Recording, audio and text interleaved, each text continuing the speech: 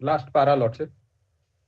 I am inclined to allow this application. Accordingly, the petitioner above named directed to release on bail, punishing bail bond rupees 50,000 with due surety. Like amount is to satisfaction of learned special judge CBI in Ranchi in connection with RC such subject to the condition petitioner shall appear before the trial court on each and every day during trial, failing which his bail bond shall be cancelled and trial court will take appropriate step for the rest, Lordship. Have you complied this order? Yes, Lordship. Where have you stated? Where have you stated? Yes, Lordship.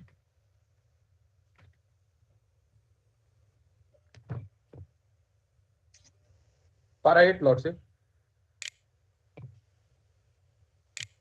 Suffering from several Lordship, that it is stated that petitioner pray before this honorable condition passed by such and may be modified with portion Where have you of stated the order that that is you have complied the order? petitioner shall appear before the trial court each and every day during trial, failing which his bail bond shall be stand cancelled and trial will be take appropriate step for years. The petitioner and the same may be modified due to age and age factors suffering from several elements, diabetes, several low pain, limbo, skull spine problem, and variant of the order.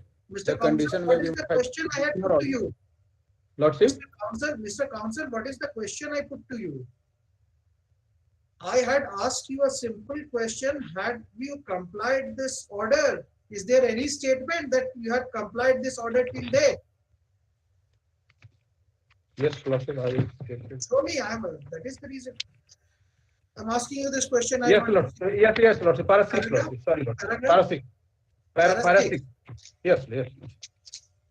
That the petitioner is the senior citizen, aged about 63 years of age, and he is suffering from several ailments. That is, after granting bail, the petitioner appeared before the trial court each and every day. CBI. Lordship, he has given the reason that your Lordship has given this condition has been imposed by your Lordship, and he is giving the reason that he is 63 years old, and it's very difficult to travel, Lordship. But now it has been. So what is the? Okay, heard the counsel for the petitioner, heard the counsel for the Central Bureau of Investigation. The petitioner prays for a modification of order dated 22/2/2019 in BA number 252 of 2019, in which a condition was imposed upon the petitioner after granting bail. First up, next para. The counsel for the petitioner submits that the petitioner was directed to appear before the trial court on each and every date. And first up, he submits that till date he has appeared on each and every date, but as he is having medical issues, and it is thus it is not possible for him to travel from Calcutta, Yes, from Calcutta to Ranchi, from Calcutta to Ranchi. Yes, Mr. Niranjan Kumar. Yes, of Ranchi. Yes, Calcutta to Ranchi, Lordship. Calcutta to Ranchi on each and every date of trial. He submits that order, but now because of the medical exigencies, this order he prays to modify the aforesaid order. First up, the counsel for the next para, counsel for the CBI submits that yes. What is the submission? My submission as to the condition when you impose the notice, there is no specific condition. He is saying that due to COVID, it's very difficult to travel. That is the main reason. He submits, the counsel for the CBI submits that the specific condition was imposed upon this petitioner, and the ground taken by the petitioner cannot be, is not an appropriate ground to modify the aforesaid order. First step. Next paragraph. After hearing the parties and going through the records and the medical records, and also the statement therein, statement made that the petitioner has complied the order and has appeared on each and every date. I am inclined to modify the conditions.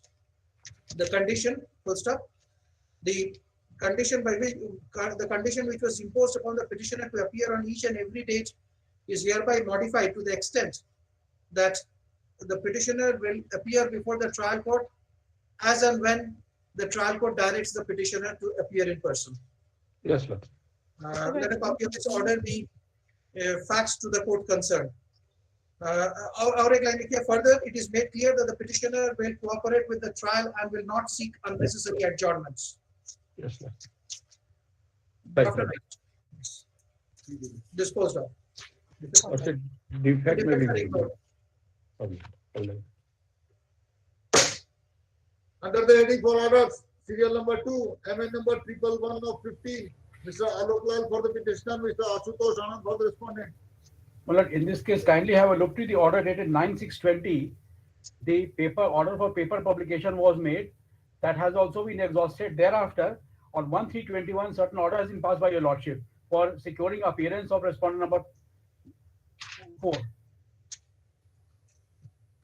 I'm not aware what is the status of the report on the RG. 1/3/21. Yes, your lordship. Because all the modes have been exhausted for securing appearance of respondent number 4.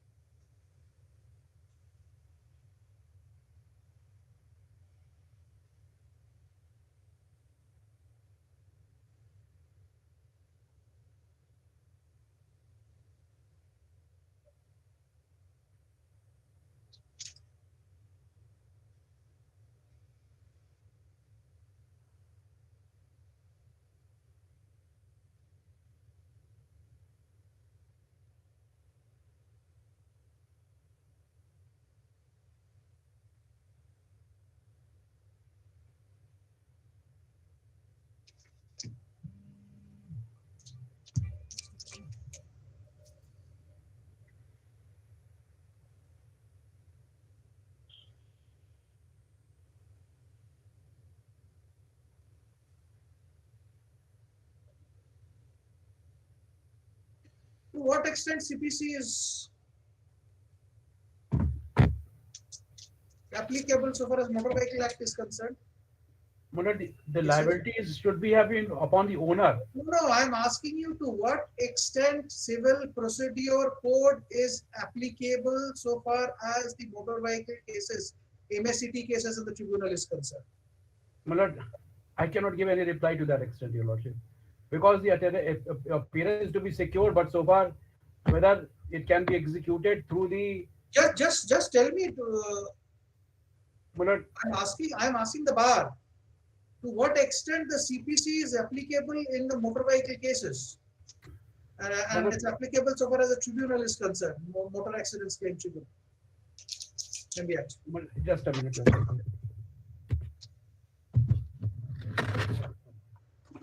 To what extent? So far, the applicability of the CPC. Or is it applicable or not applicable? In a very limited extent, your lordship. In a very limited extent. So far, the Order 5 is applicable or not? Order 5 is applicable. Principles are applicable. Principles are applicable, your lordship. Principles are applicable.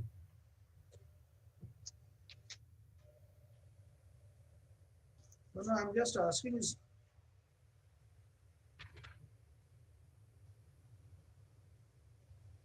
If you say order 5 is applicable, what are the modes of by which a notice can be issued in terms of order 5? Well, the last resort is only the by way of paper publication and substituted service. There is nothing more. This is not a criminal case where the attendance has to be, where the attendance has to be obtained by any other forceful measure. So far, see, if that would have been the intention of the legislature, Mr. Alok Lal, there would not this concept of passing an ex parte order. Well, that is what. If a person does not want to appear before the court, then he has to face the consequence, the judgment if it is against him. Well, that is true that the coercive measures for appearance in this manner could not have been secured. But the point is that the difficulty is that in this case the owner is abstaining from appearance. So there's a if can you in a civil case can you force a person to appear? No, certainly no. Address on this issue. On the You address on this point. no, it cannot be. It cannot be. The consequences will follow. The consequences of non-appearance will follow. The consequences of non-appearance follow. Certainly, so far my limited knowledge goes, in a criminal case, these provisions cannot be invoked. But if it is the pleasure of the High Court, the Honorable Court, if it It cannot be the pleasure. If you are following a law, it cannot be at the pleasure. There's nothing called pleasure. There is law, and the well, court there has is, to follow there the is no law. such law. I bow down to you. There is no such law. But the And I am making this submission well conscious that this proceeding is a live recording proceeding which is going on. I'm making this submission. I'm Yes. making this statement fully conscious of this fact. well, No one is above law. If I'm asking, that is why I've asked you if CPC, if order 5 of the CPC, there is no is such applicable provision or so far. There is no if such it is provision. not applicable, then the matter is different. I'm asking you that. No, it is And applicable. if it Order is 5 is applicable, then applicable. one has to follow the order 5. That is true, my lord. At the best, the case should have been proceeded ex parte against the owner. Yes, and anyone want to make any submission on this issue? It should have been made ex parte against the owner.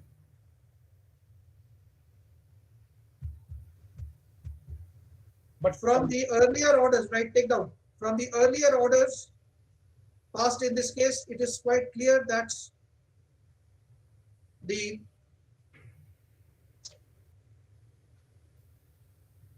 notices were unserved, were written unserved upon respondent number 4. It is also evident that the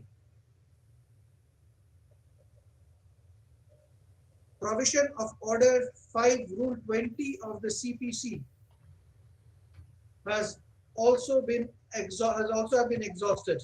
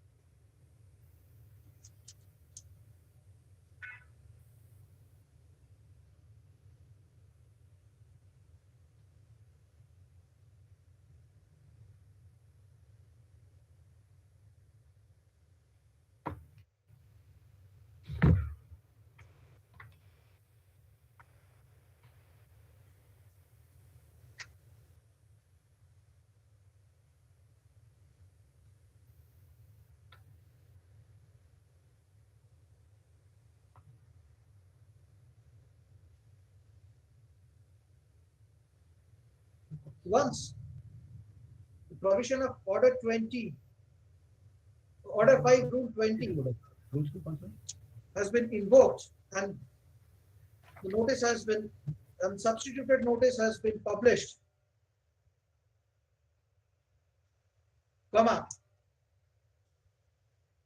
in terms of subsection in terms of order 5 rule 20 within bracket 2,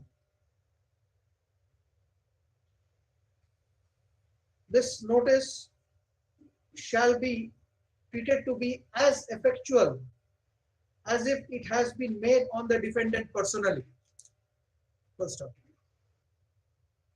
Since in this case the notices have been duly published in terms of order 5 rule 20, it will be deemed that the notices has been served upon the respondent personally, and in the event, in spite of aforesaid publication, the defendant doesn't appear, the court is bound to proceed ex parte against him.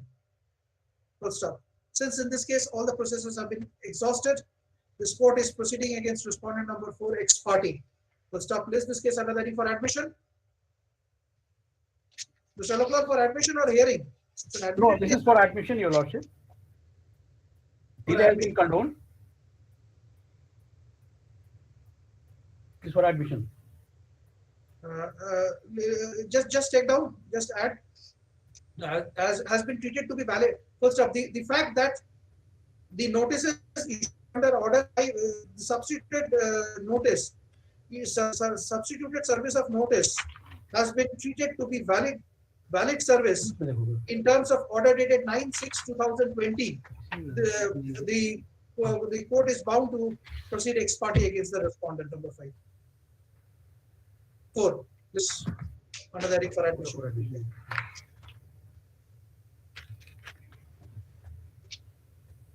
Serial number 3. Mr. Lal, it is not a case what a court wishes. It is what the law wishes, mandates. Well, but if we go It is through what the law mandates. if we go to 169, but if the larger extension of 169 is concerned, the court may cause any person having knowledge to appear. So if we take a larger perspective of that 169 of the Act, then that may be the recourse which the Honorable Court has decided. I don't think so.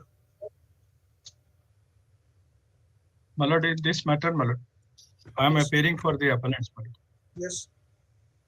My lord, the notices was issued, my lord, to respondent number 1. I am not aware about the service. Yes.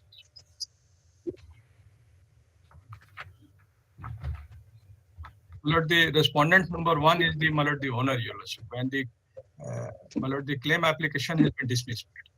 And the ground, your lordship, taken here is, my lord, non-appearance to support the, my lord, the written statement filed by him.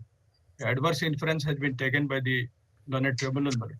And on other grounds also, my lord, the claim application has been dismissed. What is the ground? For, my lord, in this, for appeal, my lord. Yes, my lord. My lord, in the written statement, your lordship, the employer has appeared. That there is no relationship of employer and employee. Yes, that's what I'm saying. My lord, the learned tribunal has concluded, my lord, that this appellant, your lordship, has got injury in the accident. But the tribunal, your lordship, has concluded, my lord, on the basis of the documents, my lord, that there is no relationship between the employee and employee. Then? But your lordship, several documents, your lordship, that is on record, my lord. Those documents has not been correctly interpreted by the learned tribunal. One, my lord, the driver, your lordship, the Istiaq Ansari, my lord, he was the other ground which has been taken by the learned tribunal that I could not examine him. I could not examine it. Admittedly, my lord, he has not been examined. But, my lord, the Istiqaq Ansari, my lord, who has been examined, my lord, who has also filed, my lord, WC application for his claim, my lord, that has been allowed. And, my lord, the person who has deposed in that case, my lord, I got him examined in case, my lord, that has been disbelieved by this student. And there are the documents on record, my lord. FIR, your lordship, the charge sheet, your lordship, these say, my lord, those columns mention my name. Those has not been taken into consideration correctly. And mainly on the ground, my lord, that the Istiqaq Ansari I could not examine, my lord. That is one point. And second point, my lord, despite the owner has appeared and filed a written statement, my lord, but as he did not appear, my lord, to support his contention, my lord, adverse inference has been taken. My humble submission, your lordship, that the records may be got. What was compensation? No, in this case, the appearance of owner would be necessary because Yes. he is the person who will testify whether he was the employee or the accident has taken place during the course of his employment as a causal connection with the injury and the nature of employment. So without the owner, Employees compensation.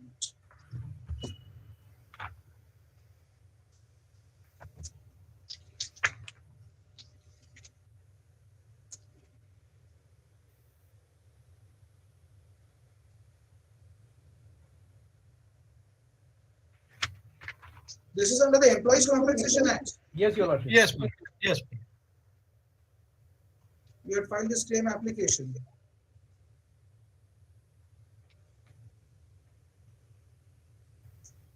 My lord, learned tribunal has concluded that, my lord, I got injured in the accident. But the only my lord, the point on my application has been dismissed, that the causal connection, my lord, and the employer-employee relationship as per the tribunal is not established. But, my lord, there are records, my lord, on records also, my lord. I will show it from records, Your Lordship, that, my lord, in the, my lord, the charge sheet also, my lord, and there are other documents also, my lord. It is mentioned there regarding me, my lord, and in that column, my lord, that is also available, my lord. That has not been interpreted. Only because, my lord, the driver, my lord, who also got injured, my lord, and he got compensation, my lord, that I could not examine. My lord, that is one ground, and the second one, my lord, the owner is not appearing, Your Lordship. Though, my lord, the written statement he has supported. Mainly on these two grounds, my lord, and and several other documents has not been correctly interpreted. So this requires consideration.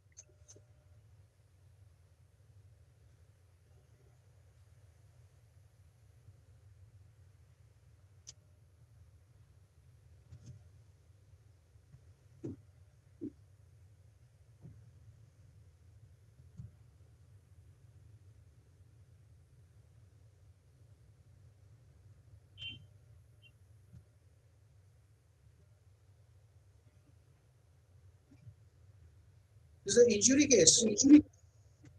Yes, my lord, it's an injury case. 40% disability, Your Lordship, is established. Those aspects has not been displayed. The only on the point of the employer-employee relationship, and that too, my lord, because the owner is not appearing.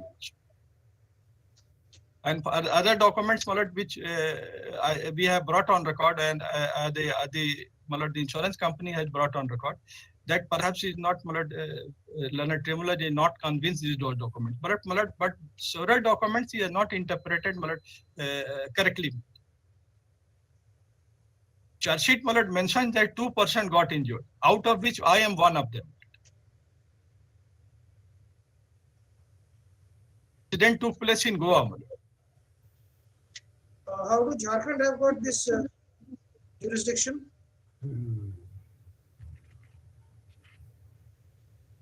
How has Jharkhand got jurisdiction? Well, unless and until you file a certificate, Yes? unless unless and until there is a certificate that he has not filed it anything at any place. No. No. Just tell me how the under the WC Act the Jharkhand Court Labor Court has got jurisdiction. See, in Motor Vehicle Act it says it is the choice of forum is of the claimants. In Motor Vehicle Act there is a specific provision of law. Yes. That the claimant can file anywhere in India. Yes.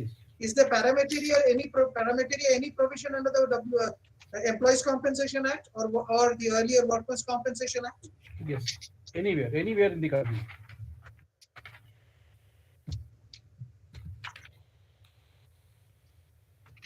Tell me.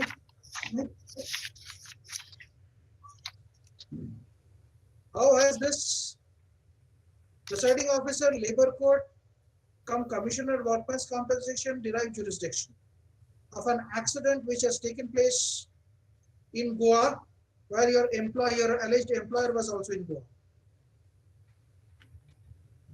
Show me this. Section 21, Your Lordship. Venue Yes. of the proceedings. 20? Venue of proceedings and transfer. Yes.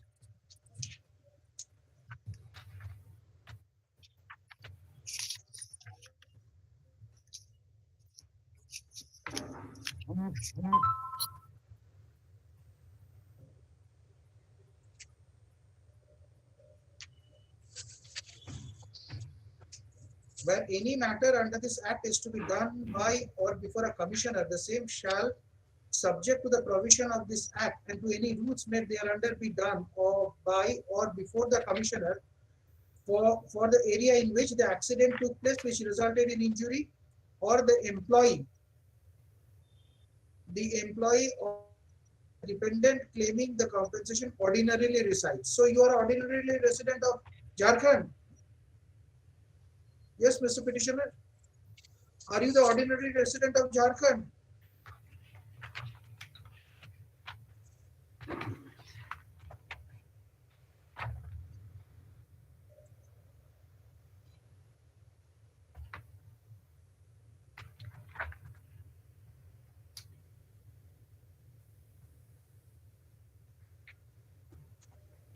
As per the cause title, he claims to be a resident of Bari Hazaribagh. Okay. He's the ordinary resident of Hazari.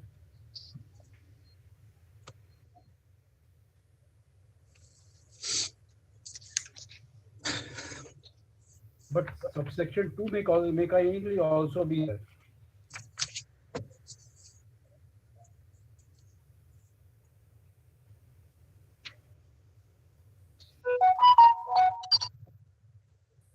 Sorry, my lord, I was out of my lord, connectivity.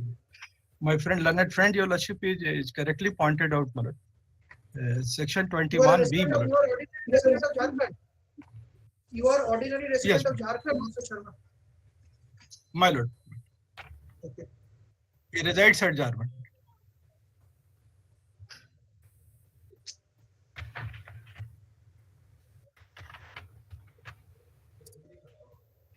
In the charge sheet also it has come. Charge sheet has been exhibited. Yes, those are exhibited documents. But, we have brought on record, Milord. We have brought on record. It is, my lord, though it has been marked as X, my lord. X, my lord. But we have brought on record. And my lord, in the charge sheet, it has come, my lord, that my lord, two persons got injured, my lord. And one is the driver, that is Istikak Ansari, my lord, and another was Abbas Ali. His name is appearing in the charge sheet. Maybe the But, my lord, two person got sustained injury arising out of an accident that doesn't ipso facto will prove that he was the employee. Yes. So far as the accident aspect, yes, that aspect, whether I am an employee or not, whether I am an employee or not, that has been, has been, not correctly, interpreted by the terminal, mainly on the ground, that the owner is not appearing, despite there is a written statement filed by him. And second one, your lordship, is that the Istikak Ansari statement has been relied upon, has been that was relied upon by the tribunal, wherein he has said, that he has taken some persons, on lift, and out of that, those have died. So there is a discrepancy, in those statements, because after charge sheet, so you took lift and the accident taken place. So far as the accident, your lordship, is concerned, accident is proved. And disability is also proved. The only point, is the employee. Mr. Sharma, your dispute is whether you are an employee of that Truck or not? what is the name of your employee? Ritesh Nayak or not? Yes. You show me what material you have brought to show that you are an employee. Let's kindly come to page 5 of the award.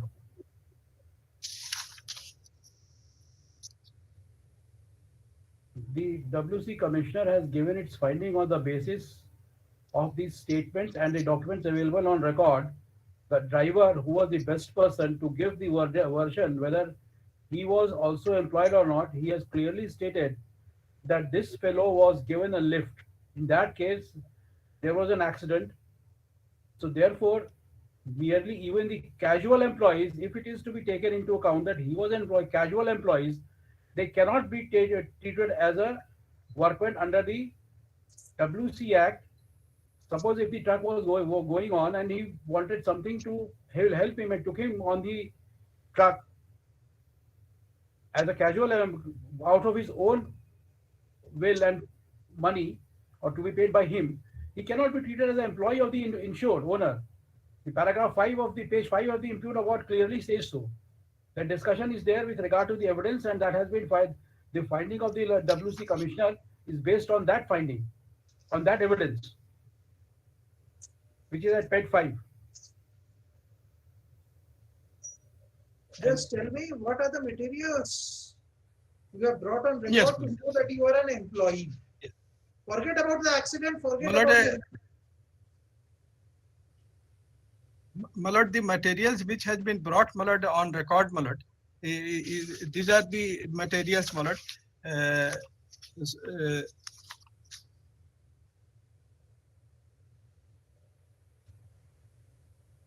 FIR, etc. has been documentary materials has been brought on record. And so far as the, my lord, the employer-employee relationship is concerned. Yes. This is the only issue. Yes, my lord. So far as no documentary material, no documentary evidence has been brought on record. But I do agree. Oral evidence? But oral evidence? Oral evidence, my lord, one person has been examined. One person, Akhtar has been examined. Who is that person? My lord, he is the person, my lord. He is the person, my lord. He is also resident of Jharkhand. He is a resident of Jharkhand. But my lord, AW1. in which the my lord. He's AW1. AW1. He was a resident of Jharkhand. What was he doing in Goa at that point of time? He has pardon, my lord. On what basis he is saying that you are the employee of so and so? On what basis? He himself admits that I don't know how much salary he was getting. He has also deposed in he has also deposed in that case also, my lord, in which the Istaq Ansari, my lord, driver has got compensation. No. That case was allowed by the tribunal, my lord, in the Lok Adalat. Only in the Lok Adalat. In the Lok Adalat. Yes. Yes. What are you trying to show before this court? Tell before this court. I bound by the order of the Lok Adalat. I'm only saying, my lord, I should have examined, my lord, Istihqaq Ansari. I do agree, my lord. But, my lord, as because, my lord, the only AW1 has been examined, my lord. Only AW1 has been examined, my lord. And he has supported his claim. He has supported his claim. There is nothing to. Why it has been? Istihqaq Ansari has not been examined. And apart from that, your lordship, kindly appreciate, my lord. The owner has filed a written statement. Owner has filed a written statement. Supporting the, my lord, the owner has admitted that he was the employee. Lord? Owner has admitted that he was the employee. That written statement is on record. Sorry? Yes, my lord. He has admitted. Annexure? Yes. Yes. Yes. Annexure? Yes, my lord. Annexure, para 3 of the award, your lordship, may kindly see.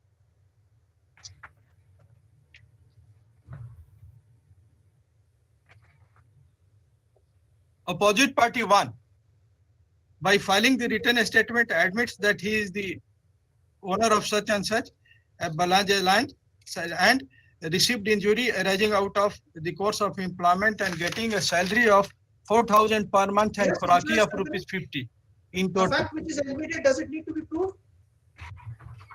This, Mr. Sharma, this should have been your first line. You have wasted time on this court. I said, my friend has also said that the owner, appearance of owner, your lordship is essential. No, My friend has also said. No. You should have brought this fact, which is there in the written statement at the very inception. Yes, I said, very initially, No, you said that notice as well. You never said that this is an admission on the part of the owner. This is for the first time you are saying. Yes. Yes, Mr. Lal. Let the owner appear, Your Lordship. You know, Why? without Why? It is not necessary. no, it This would is be this necessary. is It would be statement. necessary. It would be necessary, Your Lordship. It would For be what necessary. respect? No, Why? Why? Tell me why. yes, as because kindly see in the subsequent paragraphs. I'm coming to that.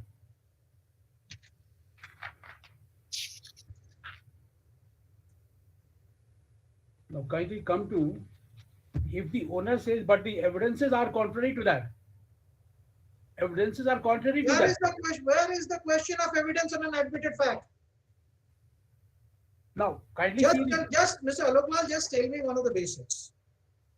If a plea is taken, which is factual in nature, and by filing a written statement, it is not contested, rather it has been admitted.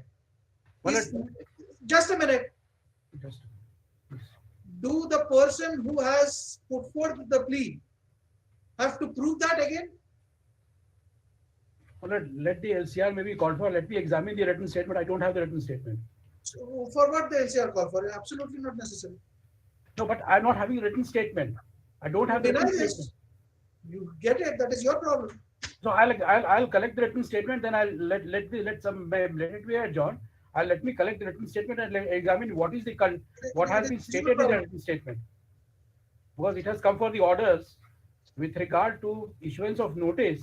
Again, this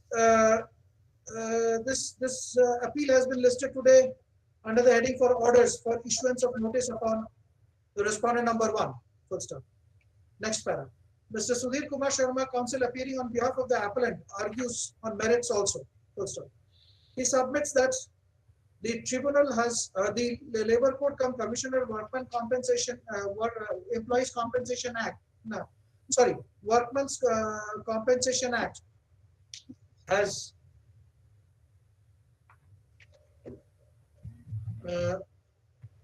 erroneously and without any basis has concluded that the claimant injured was not an employee of respondent number 1. He submits that the aforesaid finding is perverse and without any basis. He further submits that the employer appeared and filed a written statement wherein it will be apparent that the employer had admitted that the injured was a cleaner of the said vehicle and received injury arising out of and in course of employment. He submits that it was also admitted by the employer in the written statement that he is getting a salary of rupees 4,000 per month and a khuraki of 550 rupees per day. He submits that this fact is apparent from paragraph 3 of the impugned judgments. He submits that in view of the aforesaid fact, there are sufficient grounds for admitting this appeal. Next slide. After going through the record, especially paragraph 3, this appeal is admitted for hearing on the following question of law. Whether in view of specific admission in the written statement made by the employer that this petitioner is his employee and has sustained injury arising out of and in course of employment, the tribunal could have held that the petitioner is not the employee of respondent number 1. Full stop. Note of next para. Point number 2. Whether when the employer has himself admitted that the petitioner is the employee, whether there was any necessity for the petitioner employee to prove by evidence, by leading evidence that he is the employer of respondent number 1 or not. Call for the lower court records.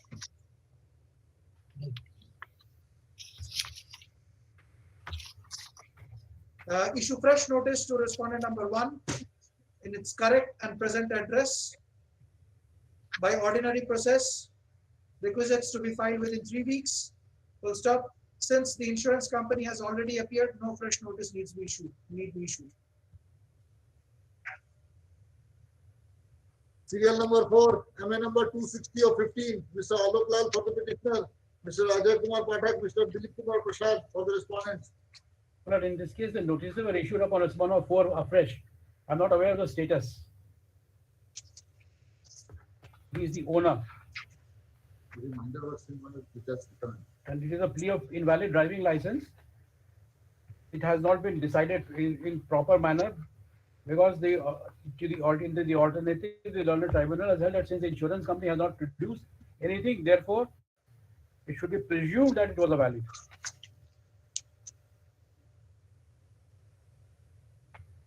That is paragraph 15. Receiver refused. Yes, Lordship. Paragraph 15. Issue number 5, 6, and 7 has been dealt together. Unless and until the document is on record, how we can prove it? The negative cannot be proved. Something which is hidden.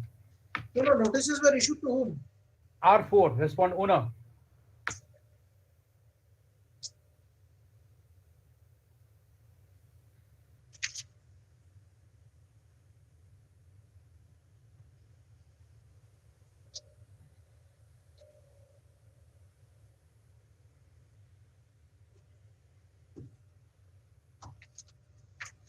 Fresh notice to respondent number 4 only by ordinary process. Requisites to be filed within 3 weeks.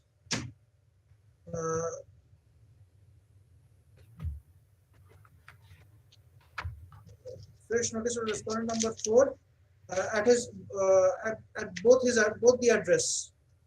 At both the address.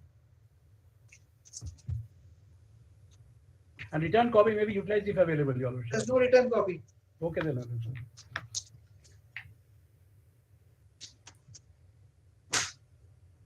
Serial number 5, MA number 274 of 15, Mr. Alok Lal for the petitioner. In this case, the bus fell into the ditch for the over bridge, and we have taken a ground that there was no insurance policy. The accident in this case is in the year 1998. The insurance company was arraigned as a party in 2011. We have disputed the validity or genuineness of the insurance policy, and also Take down. The notice upon respondent number 1 is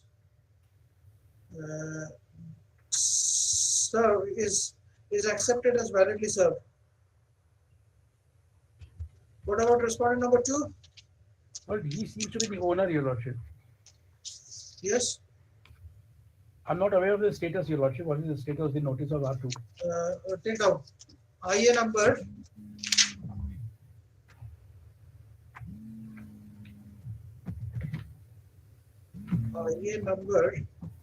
3267 of 2015. Full stop. This IA has been filed to control the delay of 609 days in filing this appeal. Full stop. The counsel for the insurance company submits that the time was consumed as approvals and opinions at different level were taken by the appellants, and then only it was decided to file this case.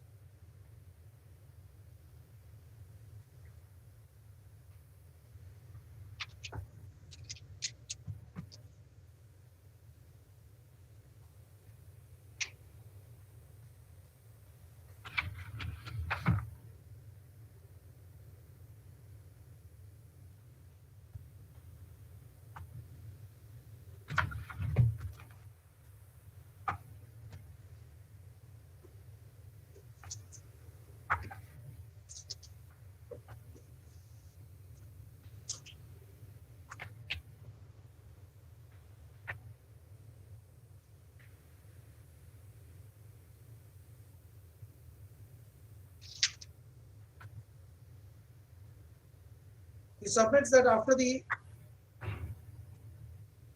order was passed, A thorough search was made and it was found that the insurance company, the insurance policy was not issued by the appellants. It is a submission that the vehicle was not at all insured with this appellants. Next one. Considering the submission made by the learned counsel for the appellant, and since no one has appeared on behalf of the respondent to oppose this IA, this IA stands allowed, the delay is condoned. This case under heading for admission.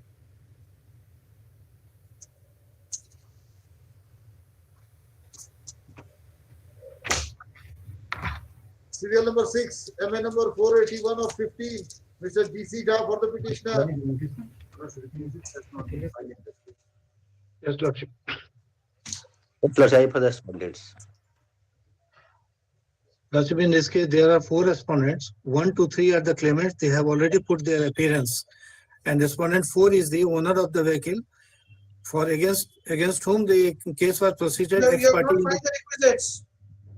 Lordship, what I am submitting in lower court also, it was a case of ex parte, your Lordship, and his appearance. Maybe he may choose to appear. He may choose to appear. Lordship, we have preferred this appeal mainly on the ground that the 50% future prospect has been granted. That is the core issue. So that you're not seeking any relief against respondent number 4? No. Only here. Mr. G.C. Jha, counsel appearing on behalf of the insurance company, submits that in this appeal, no relief is sought against the respondent number 4, who is the owner of the vehicle. Full stop. Yes, Considering his submission, I do not feel that it would be proper to issue notice to respondent number 4. Full stop. Place this case under the heading for admission. Next. Lordship, it is a very petty matter. It can be decided right now. Who is appearing? Only I am appearing for the respondents. Mr. Birendra Kumar. Yes, Lordship. What is the ground in this appeal? Lordship, our main ground was that the person who died was 40 years of age, accident on 17/4/2008, and he was a laborer. He was going to his workplace. In the meantime, accident took place and he died. At that time, there was no prima facie judgment was available, Your Lordship, and 50% future prospect has been granted to in this case, Your Lordship. Though after coming up the inception of prima facie case, Your Lordship, 40% can be allowed to this case, Your Lordship. Secondly, Your Lordship, in conventional head, only 20,000 has been given. So more or less, if 40% is taken, and there is only 20,000 has been given in conventional head, Your Lordship. It should have been 70,000, Your Lordship. So more or less, there may not be much difference in quantum of the appeal, Your Lordship. And as because at the time there was no provision for 50%, Your Lordship, it has been enhanced. That's why this appeal has been filed, Your Lordship. The only ground is 50%. Yes, sir. That is the main ground, Your Lordship. That is the main ground. In page 6, there is a calculation, Your Lordship. Calculation has been done in page 6 of the impugned judgment, Your Lordship.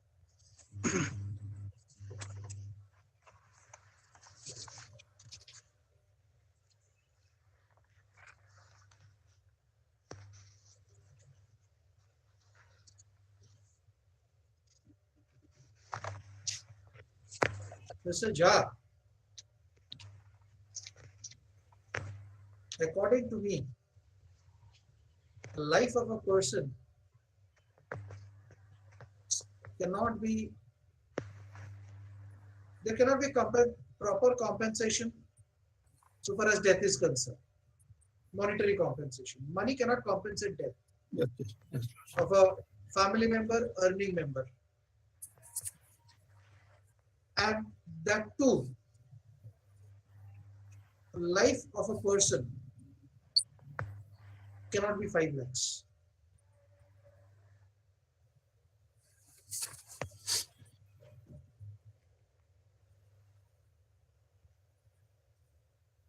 that is true. But the person who died cannot come back, Your Lordship. He can be given some assistance Yes. to. Yes, the compensation of 5 lakhs to a family who has lost the main earning member at the age of 40 years is a peanuts.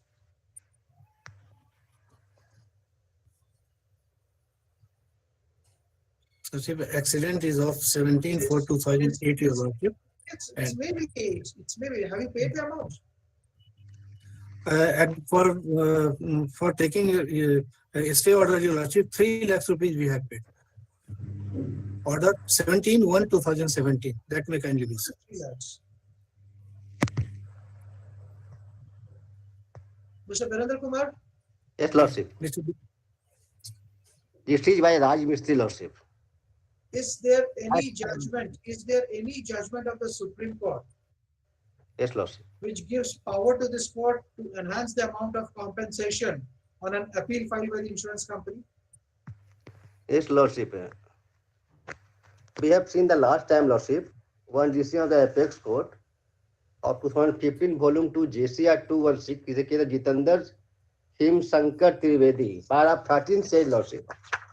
I have just read paragraph 13, Lordship. Yes. It's not just compensation. 13 says the tribunal has awarded is 2,24,000 as against the same. Claimant have not filed any appeal as against the award passed by the tribunal. When the claimant have not filed any appeal, that is the question is whether the income of the deceased could be increased and compensation could be enhanced in terms of Section 168 of the MV Act. The courts, tribunals are to pass awards determining the amount of compensation are to be fair and reasonable and acceptable by the legal standards. The power of the courts in awarding reasonable compensation was emphasized by this court in Nagappa versus Guru Dayal Singh and others, 2003 Volume 1 JPR 120 Supreme Court, 2003 Volume 2 SPC 274, United Insurance versus Muhammad Nasir and others, and Nick Gamma and others, United India Insurance Company, 2009 Volume 30 Supreme Court 7110. Give the reference. Give the reference. Note it down. What is the reference? Different 2015 Volume 2, 2015, 1-5. 15, 2015, Volume 2, JCR JCR. 216 Supreme Court, Yes, page 216. 216. Supreme Court.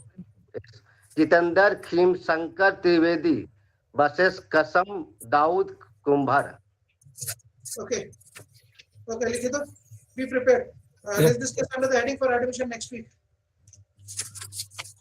Lordship, I am also citing a judgment of the Supreme Court, Your Lordship, in which Yes. it has been clearly held Yes. that if no appeal has been filed by the claimant for enhancement, Yes. the appeal of the insurance company, even if it is calculated that that this awarded amount should have been more than what has been awarded, an insurance company has come for appeal. So simply it cannot be enhanced. It has to be by maximum it can be dismissed, Your Lordship. Yes, give the reference. That is case, Your Lordship. Civil appeal number 6110 of 2011. It is not reported. It is reported, Your Lordship, but I have got only the volume, Your Lordship. Ranjana Prakash and others versus divisional manager and others. You send it. Now, Likhito, let's discuss next week under the heading for admission. Oblige, Lordship. Mr. Virendra, can you give your citation? Yes, 2015 Volume 2, Volume 2, JCR 216 Supreme Court. what is name? Jitendra Khim Shankar Trivedi. Yes, next, please. Serial number 7, MA number 507 of 15, Mr. Abhay Kumar Mishra, Mr. Abhijit Tushar for the petitioner. May I please your lordship, my lord, in this case notices were issued. My lord, we have not verified what has happened thereafter. 13 3/2019 notices were issued on both process, my lord. The issue Uh, involved is clear. that, right? The notices upon respondent number 1 and 2 is has been validly served. Full stop. It has been reported that respondent number 3 is dead.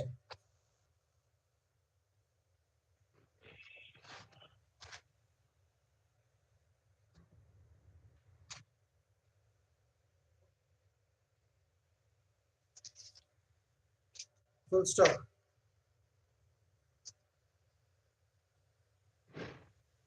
Who is for BSRTC? Anyone appearing for BSRTC? My lord, earlier council appears, my lord, but now, my lord, state councils appears for the, my lord, this has been abolished, my lord, this BSRTC limited. No, this accident is of Accident of the year. 2008. Yes, my lord. At that time, my lord, BSRTC was there in it was not 2008 at that abolished. point of time. Yes, my lord. The full stop. The notice remained unserved upon respondent number 4, that is Bihar State Road Transport Corporation Limited. Full stop.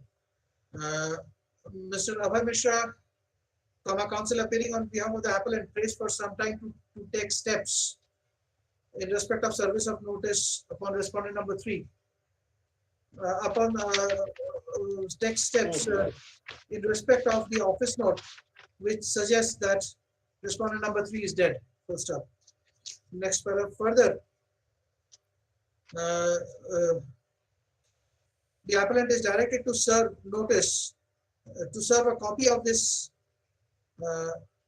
memo upon the counsel who appears on behalf of Bihar State Road Transport Corporation. Oblige, lord. There's this case after 4 weeks, 6 weeks.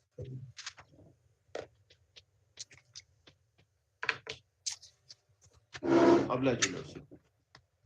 Serial number 8, MN number 512 of 15, Mr. Siddharth Jyoti Rai for the appellant, Mr. Mukesh MB Lal for the respondents. R1 and 2 varied, sir. R1 to 4 appear manner, R5 no landmark mentioned, so R5 cannot be found in the locality. Answer. Well, in this case, Mr. Mukesh MB Lal has prayed for short adjournment. Pass on your office. No, my lord, I am appearing on behalf of the respondent number 1 to 4, my lord. Respondent number 1 to 4 has already appeared. Full stop.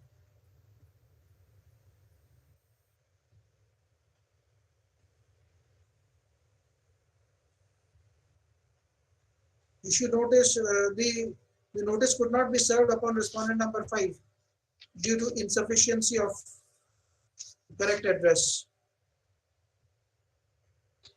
Full stop.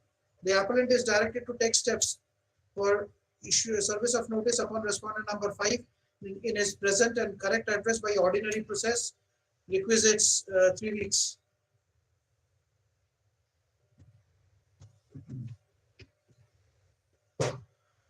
Serial 9 with serial 10, MA number 521 of 15 with MA number 506 of 15, Mr. Arvind Kumar Lal, Mr. Chetan K. Nagesh for the appellant in first case, and Mr.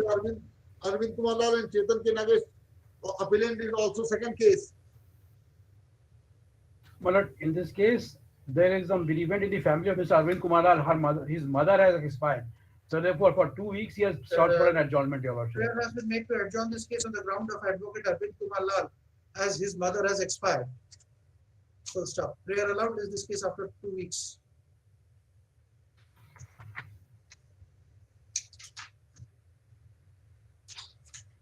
Serial number 11, MA number 532 of 15, Mr. Amit Kumar Das, Mr. Anjini Kumar for the appellant, Mr. Kumar Ayush, Mr. Hemant Kumar Chikarwar for the respondents. May I please, Lordship? I am Not today, Lordship. Yes. Mr. Hemant Kumar Sikarwar is suffering from some disease. What disease? Let me see what is the matter. Who is for the appellant? I am appearing on behalf of the appellant, Your Lordship, and the impugned award has been assailed on a sole ground that Mr. the Soni, आपका driving camera थोड़ा license. नीचे कीजिए.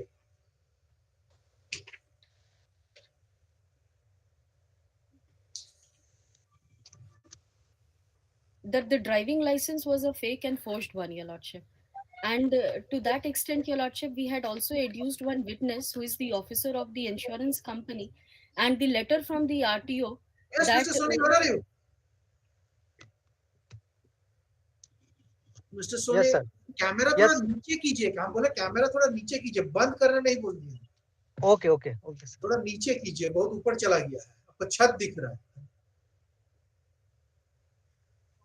Our senior sir is not present today, sir. Is so posted after date. You please tilt your camera downwards.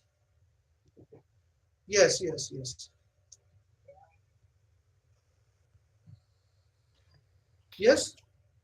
Yes, Your Lordship. Annexure 1 is the affidavit of the officer of the insurance company. No, your affidavit. How can this affidavit be taken as evidence now? Did you No, Your produce any Lordship. evidence? Evidence we led in the lower learner before the learner tribunal, Your Lordship, and the observation has been made wherein it has been held that may I read the relevant portion, Your Lordship. It is in the running page number 28, internal page number 9, last paragraph, Your Lordship. नीचे से पांचवा line. Yes.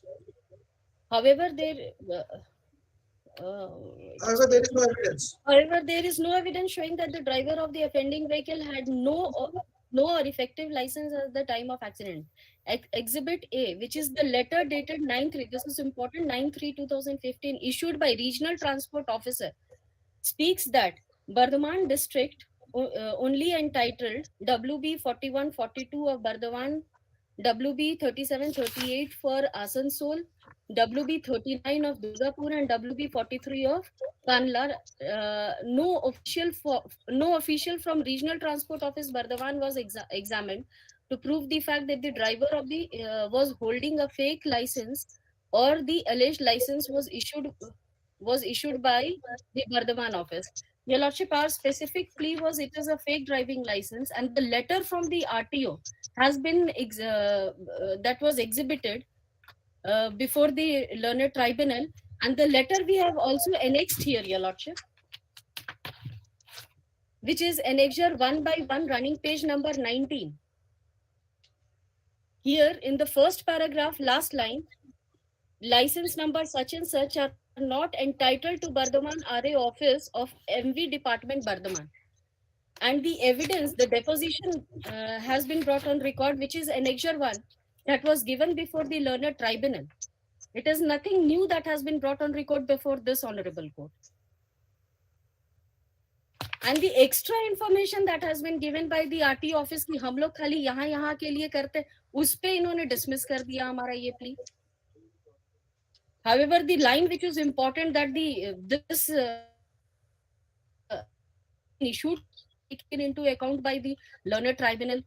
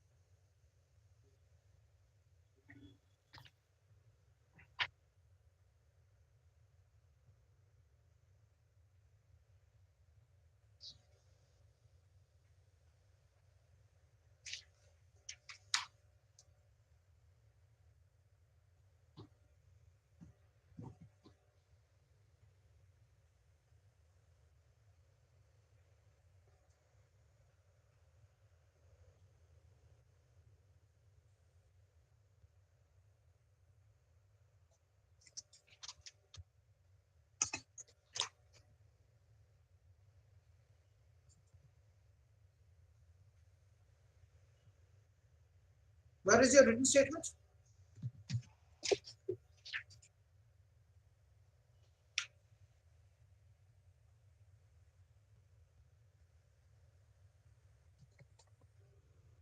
Who is respondent number 7? I'm for the respondent number 6, my lord. Who is for 7?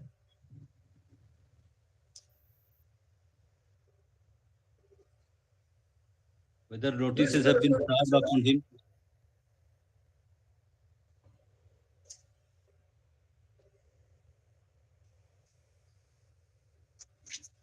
There's 25 days. Yes, Mr. Sahani and Mr. Soni. Yes, my lord, yes. Yes, my lord. Delay So, हुआ है. delay is concerned. You have no objection? Or Yes, you have my lord. objection? No, no, no.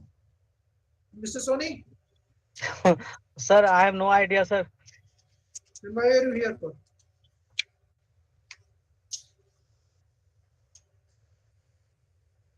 What is your name?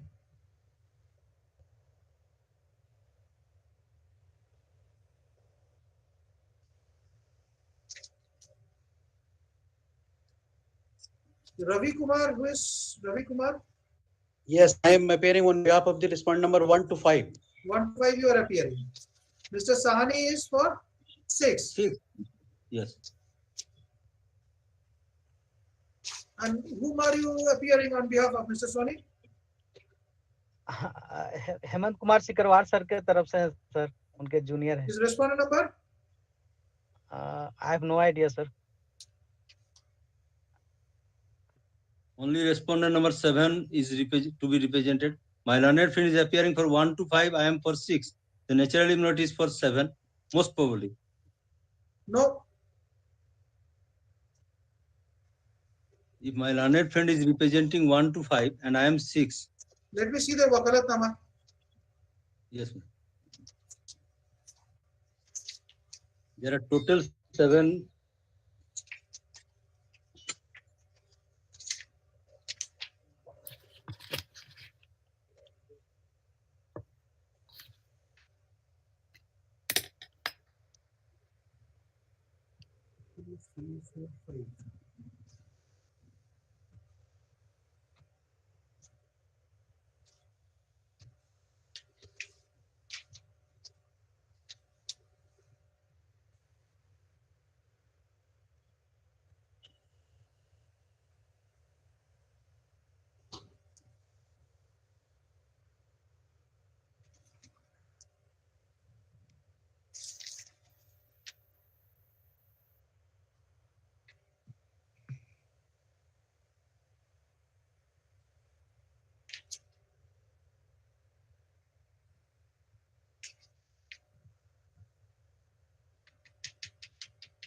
Who is this Kumar Ayush?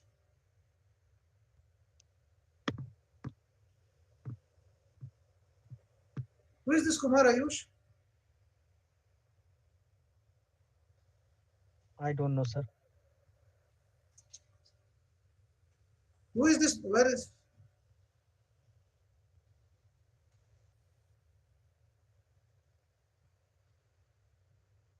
Who is BP Srivastava?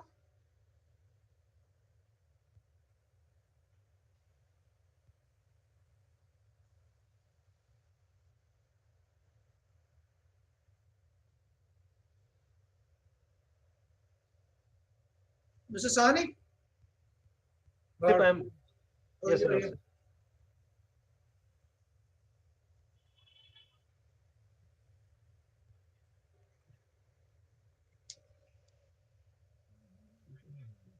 You connect the president of the association. Yes, sir. Connect the president of the association.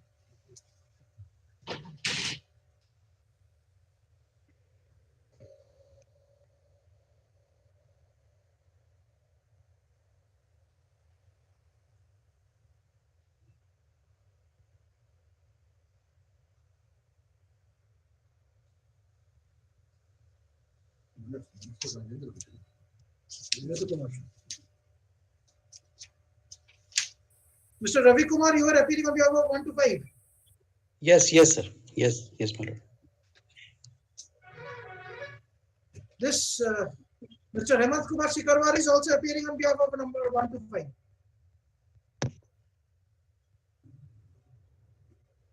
There is no objection has not been obtained. I have filed my wakalatnama on 14/9/2017, my lord. 17. Yes. Yes. And the subsequent wakalatnama filed by Mr. Hemant Shikarwar is of 2018. There is another wakalatnama of March 2018 by one Kumar Ayush on behalf of respondent number 1 to 5. And this Kumar Ayush advocate has also sworn the wakalatnama along with Hemant Shikarwar of 2017.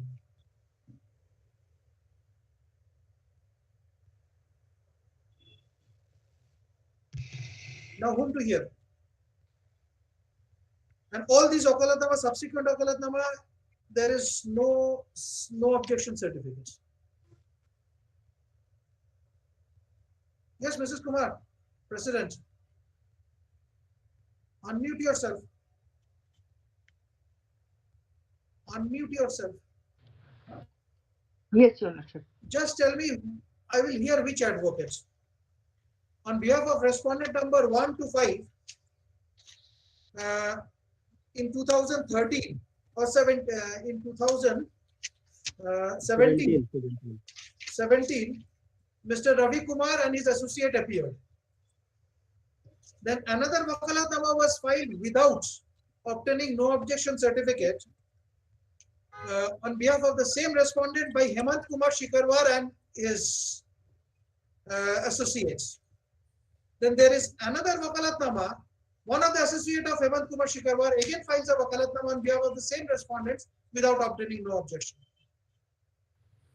Whom there are now two sets of lawyers of the same for representing the same respondents. Rather, three sets of. Your Lordship, without no What is your objection, code? What is the system? System is, Your Lordship, generally we take no objection and thereafter file it. Without no objection, it cannot be filed. Then?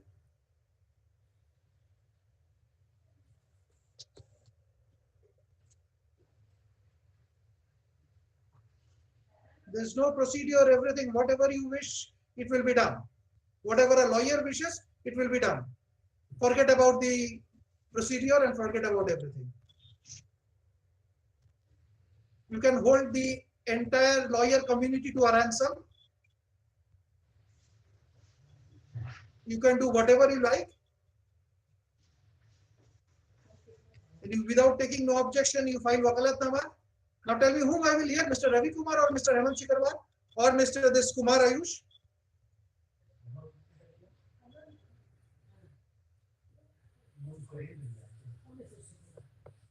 Tell me.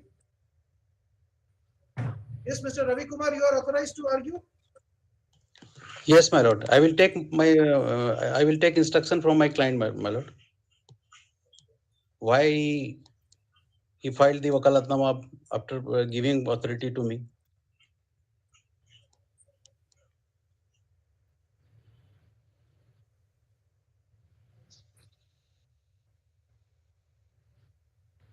Is it necessary to take a no objection certificate? Yes, Your Lordship. Where is that provision? Where is that provision? Is it your internal provision or High Court rules? I think Your Lordship in High Court rules. I'll just go through it and I'll get you. Just go through it and assess this court. Yes. And I'll pass an order. Oblige, Your Lordship. I'll go through it.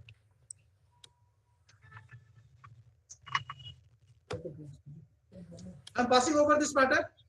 Yes, Your Lordship. I mean, permitted to leave. I'll just do it after.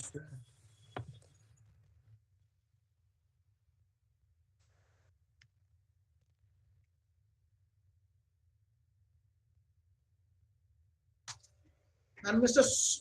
Soni. Lordship. Yes, Lordship.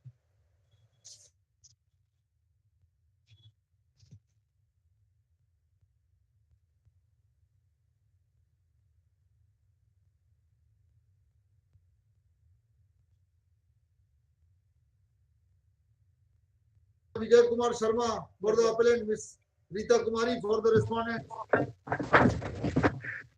May I plead, Your Lordship? I am appear on behalf of the claimant, Your Lordship, appellant, Your Lordship. Earlier date, Your Lordship, the notice was issued, Your Lordship, but I'm not aware about the service report, Your Lordship.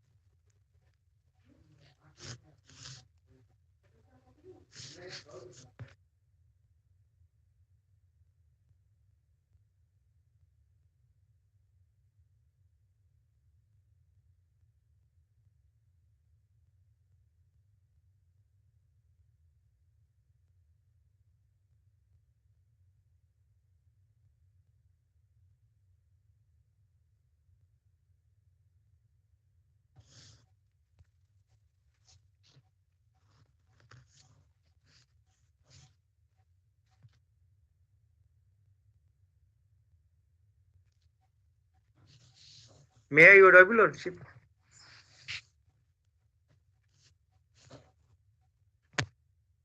Sorry, there was a connection error. The internet got disrupted. Yes, Mr. Vijay Sharma. Mr. Vijay Sharma.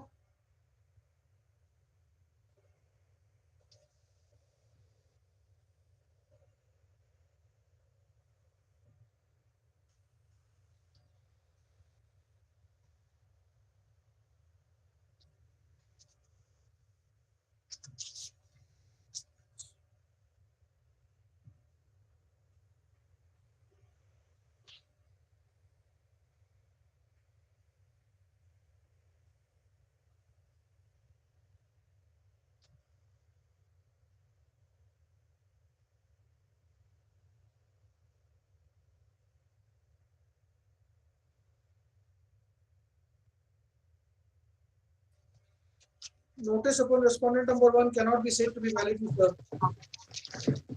Lordship.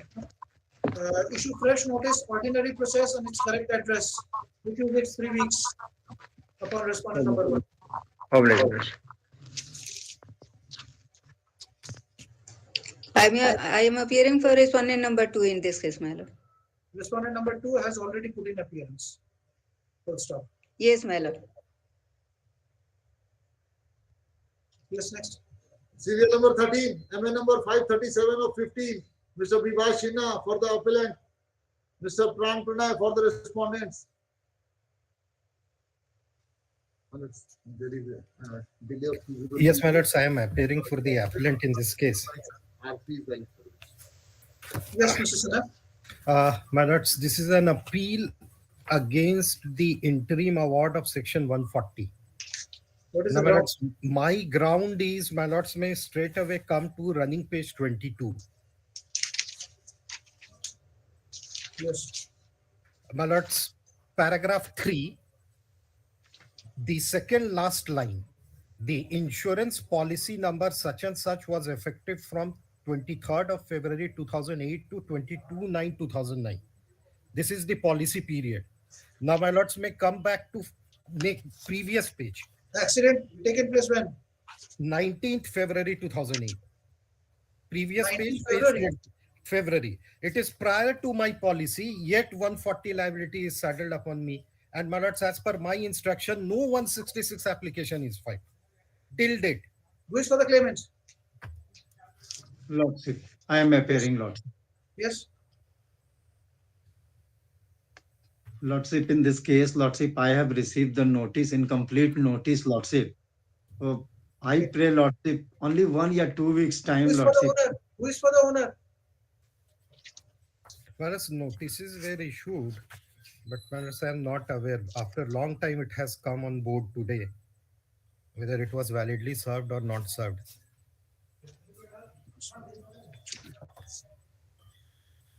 After 2019, first time it is coming on board. R1 received by son, R3 is the valid service. You are appearing on behalf of respondent number 2, Pran Pranay.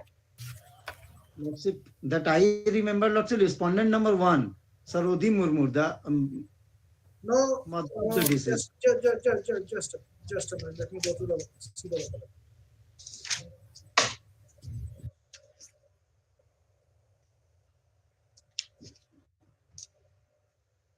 No, you are for respondent number 2. You are the main person. लिखिए तो. Oh, okay, Lord. In this appeal, the appellant insurance company is claiming relief against the owner of the vehicle. Full stop. The owner has appeared by filing wakalatnama. Full stop. There is a delay of Minus 203 days. 203 days in filing this appeal. The ground for delay Minus I have stated in paragraph 4 to has been mentioned in paragraph 4 to 4 to paragraph 9 minus. 9 of this IA. Full stop. After going through the paragraphs, I find that sufficient ground has been shown to condone the delay. Delay is condoned. Place this case under the heading for admission. Plus, meanwhile, if possible, LCR may be called for because insurance policy is there. My only claim is even 140 I cannot be asked to pay. There is no contract of payment. Call for the lower court records. Lordship, may be permitted one thing, if possible, Lordship, the copy may be I will served. give you to Mr. Prantara. Yeah, that You is need between to- you and Mr. I Sinha. will You give ask it. from Mr. Sinha. He can ask. Lord. Oblige, Manus. Serial number 14, MA number 557 of 15. May I please, my lords? I am appearing for the appellant, my lords. Today it has been listed, my lords, under the heading for orders for because there was one IA filed for stay of further proceeding, my lords. That was also stay was granted, my lord, but that IA was kept pending. Therefore, it has been listed on the heading for order. There is no ground as such, my lords. Only quantum appeal has been filed. At that time, my lords, the deceased was a bachelor. You have And deposited the IA. You Yes. deposited the awarded amount. yes, my lord.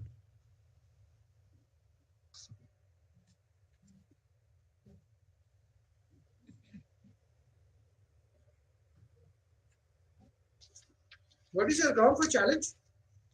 My lord, the ground was at that time, it was newly, my lords, it was started that the my lords multiplier was being selected on the basis of age of deceased. Earlier, my lords, multiplier was being selected on the basis So of. this is an unmarried case on the basis of the parents. The multiplier was selected.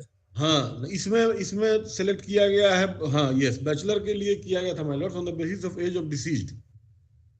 Since it was, it had started only then, my lord. So your ground is that it should have been on the basis of the age of the parents. Parents, my lords. And second, only the second ground is that, my lord, 3 persons were riding the motorcycle,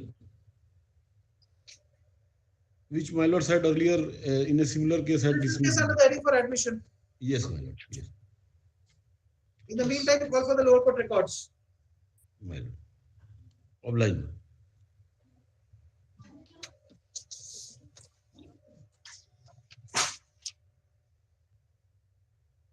Serial number 15, MA number 567 of 15. Mr. Rajesh Kumar Mahata, Mr. Manish Kumar for the petitioner, Mr. GC Jha, Mr. Rajesh Kumar, Mr. PC Sinha. Just a minute, Mr. Mata. Yes, madam. Just a minute, Mr. Mata. Just wait for a moment. Yes. Your Lordship, there is provision in the High Court of Jharkhand Rules 2001, Your Lordship. Yes. If Your Lordship sees provision 226 of Chapter 19, Part 3. 226. Yes, Your Lordship. Yes.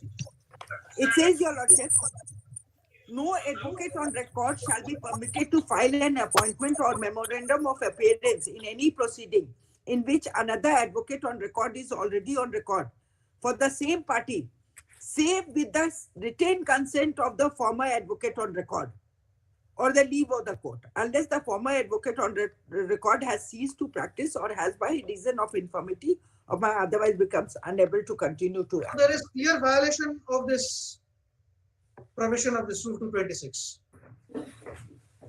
It appears, Your Lordship. So,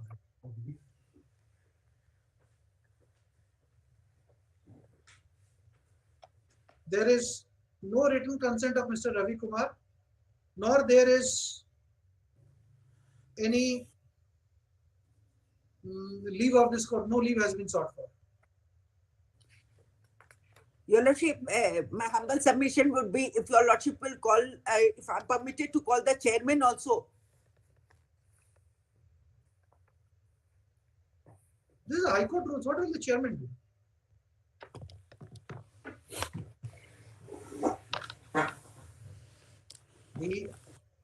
Your members are supposed to know this. Yes, your Usually nowadays it has in cases in which earlier there is already a wakalatnama file, the filing section rejects the second wakalatnama. At the stage of filing itself, it is being rejected. That was in normal practice earlier, but I do not know why the change is into come. Vijay, let me take down the one. It was declared outside my office itself, the registry. Take down. After going through the records, I find that there are 3 sets of wakalatnama filed on behalf of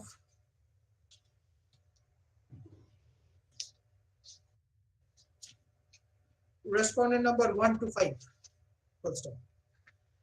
The first set of wakalatnama was filed by Advocate Ravi Kumar. Yes, madam. Along with his associates, on 14/9/2017. First time. Thereafter, on 22/3/2018,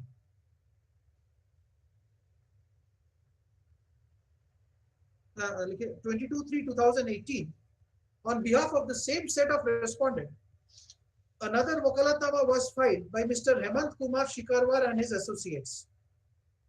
First time. Again on this is on behalf of associate. Okay. First time. This wakalatnama has been filed by Mr. Hemant Kumar Sikarwar and his associate without obtaining a no objection certificate from Mr. Ravi Kumar and his associates, nor has been filed without obtaining leave of this court. Full stop. In this context, it is necessary to refer to Rule 226 of the High Court of Jharkhand Rules 2001, which reads as follows, quote, full stop. Thus, from the aforesaid rule, if a subsequent wakalatnama is filed by any lawyer on behalf of any of the parties who is already represented by a lawyer,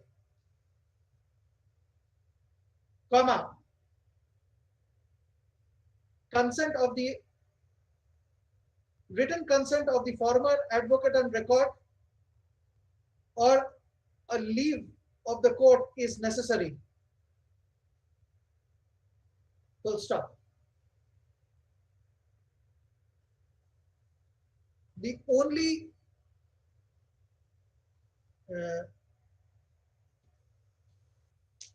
exception is that the former advocate on record has ceased to practice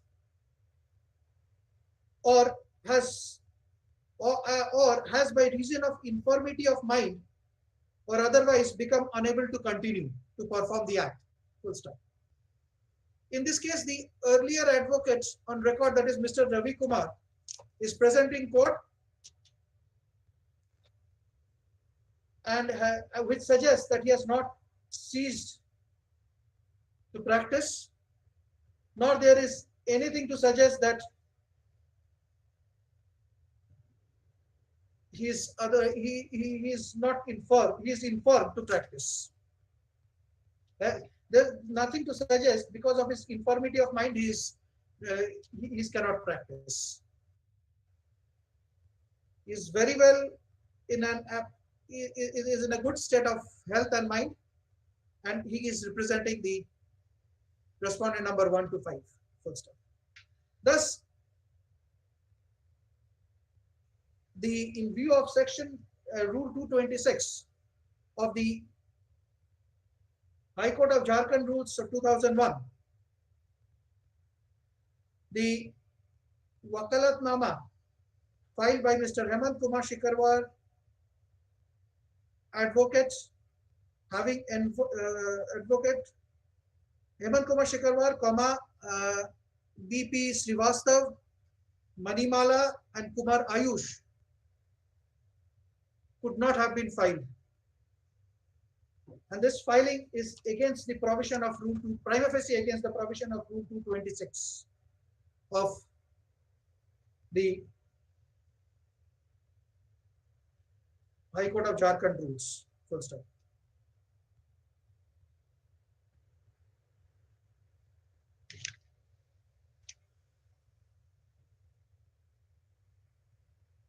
Next para, the office also could not have accepted this Wakalatnama when already there was a valid Wakalatnama on behalf of the same set of respondents, filed at an earlier point of time by a different set of lawyers. Full stop. This second Wakalatnama should have been outrightly rejected by the office. Full stop.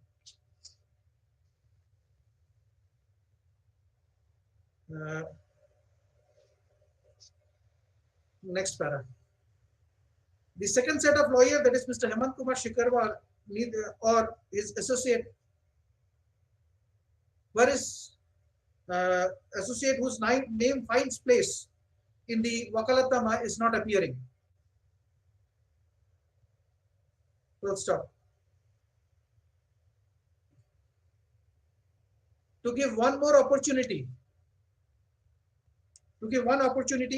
I adjourn this case for a week.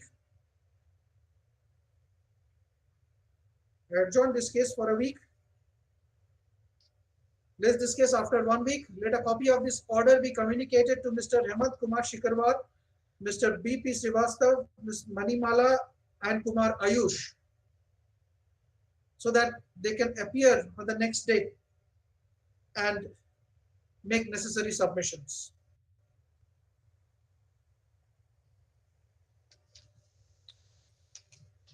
Yes, Mrs. Kumar.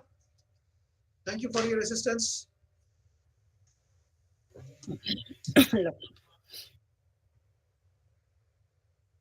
Yes, next. Serial number 15, MA number 567 of 15, Mr. Rajesh Kumar Mehta, Mr. Manish Kumar, for the appellant, Mr. DC Jha, Mr. Rajesh Kumar, Mr. PC Sinha, Mr. Nikhil Ranjan, for the respondents. Lordship, this is substitution petition is pending, Your Lordship. In this respondent number 5, Lordship, respondent number 5 had died, Your Lordship. And substitution petition was filed, Your Lordship.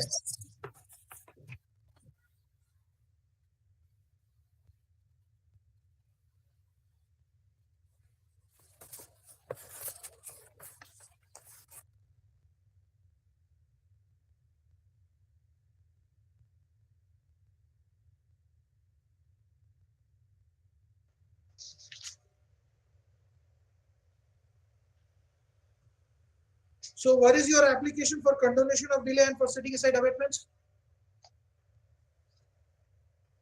Your Lordship, Your Lordship may give 1 week time, Your Lordship. I'll file that. 2 weeks, Your Lordship. It's not a place for some time to file an application praying to condone the delay in filing the limitation application, substitution application, and for filing an appropriate application for setting aside abatement, if any. Prayer allowed. Is this case after 4 weeks? Yes, Your Lordship. 4 weeks. Copy of the substitution petition as well as other petition has not been given. That is between you and Yes, yes, it is necessary, Your Lordship. He will I'll give it. he will serve a copy upon you. Yes, next. 2 weeks. Obligation. Serial 16, MA number 568 of 15, Mr. DC Ghosh. Yes, Mr. Ghosh. My lord, limitation is there, my lord. Limitation of 176 days and ground of appeal is Let us first see the limitation. my lord. 176 days. Anyone appearing? My lord, this has been listed for the first time. First time. Yes, my lord. No one is.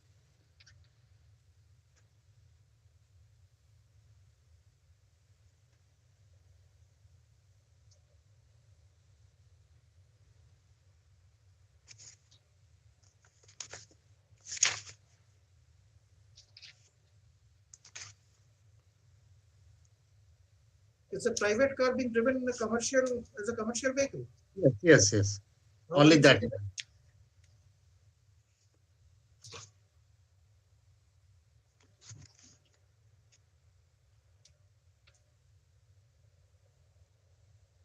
On what basis you are saying that it was driven commercially? My lord, my defense of private car, this has been taken in para 23 of the written statement. Thereafter, exhibit 2 is the fard bayan, wherefrom also it is appearing that kiraya par gari chal rahi thi. Exhibit 6 is the policy of private car. Issue notice to the respondents by ordinary process, requisites 3 weeks in both limitation and main matter. Mal.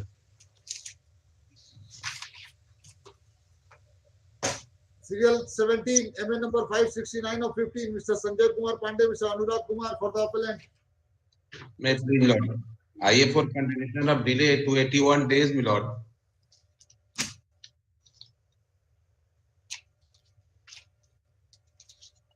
This is first time come, my Lord.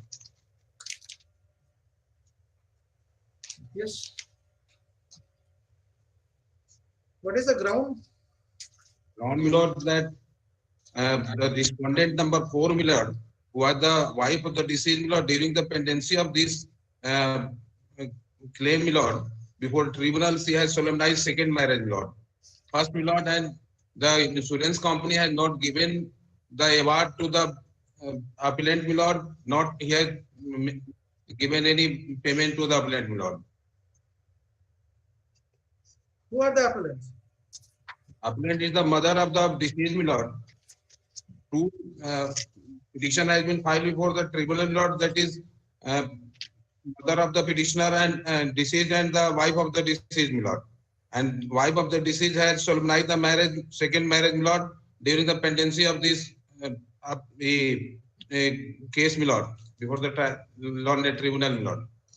Who is appearing on behalf of 2 Oriental?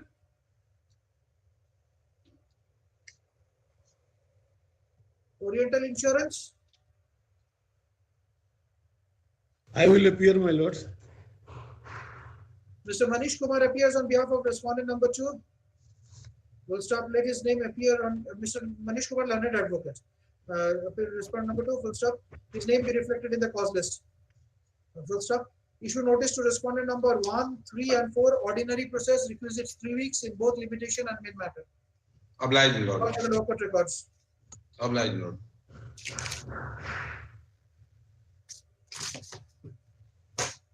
Serial number 18, MA number 570 of 15, Mohammad Kaisar Allah, Mr. Sanjay Kumar for the appellant. There is delay of 121 days, no requisites filed. Yeah, please, my lord. You have not filed the requisites, Mr. Alam? My lord, I'm very sorry. I am not aware about this thing, my lord. I may be permitted to file fresh notice, my lord. Counsel for the appellant prays for 2 weeks' time to comply the order dated 15/5/2019. Prayer allowed. My lord, there is a IA petition of 121 delay, my lord. Let them appear. My lord, obliged. The same 19 serial arises of the same FIR, my lord. and on the appellant is only difference. And there is also maybe I think notice may be required in this case Let also. us see whether there is any orders. Delay of one.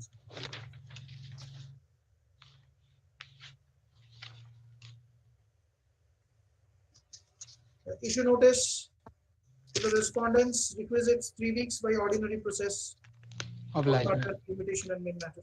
Obliged.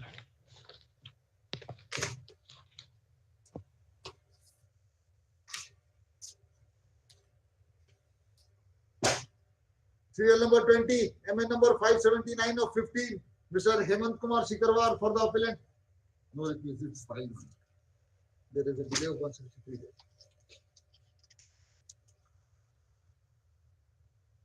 No one appears on behalf of the appellant, full stop. The appellant is directed to comply the order dated 15/5/2019 within 2 weeks.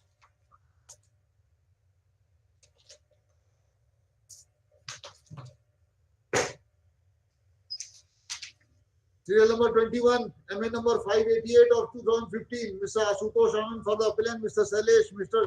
Pratyush Tala, Mr. Deepak Kumar, Mr. Ashish Kumar for the respondents. R1 to 5 appeared, R6 is valid. There is a delay of 7 days. Yes, where is Mr. Ashutosh Anand?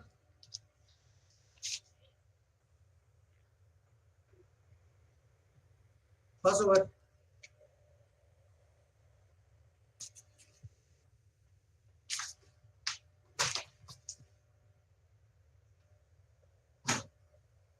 Serial number 22, BA number 15345 of 21, Ms. Jaswinder Majumdar, Mr. Ravi Ranjan for the petitioner, Mr. Vinit Kumar Vasistha, Mr. Vikash Kumar.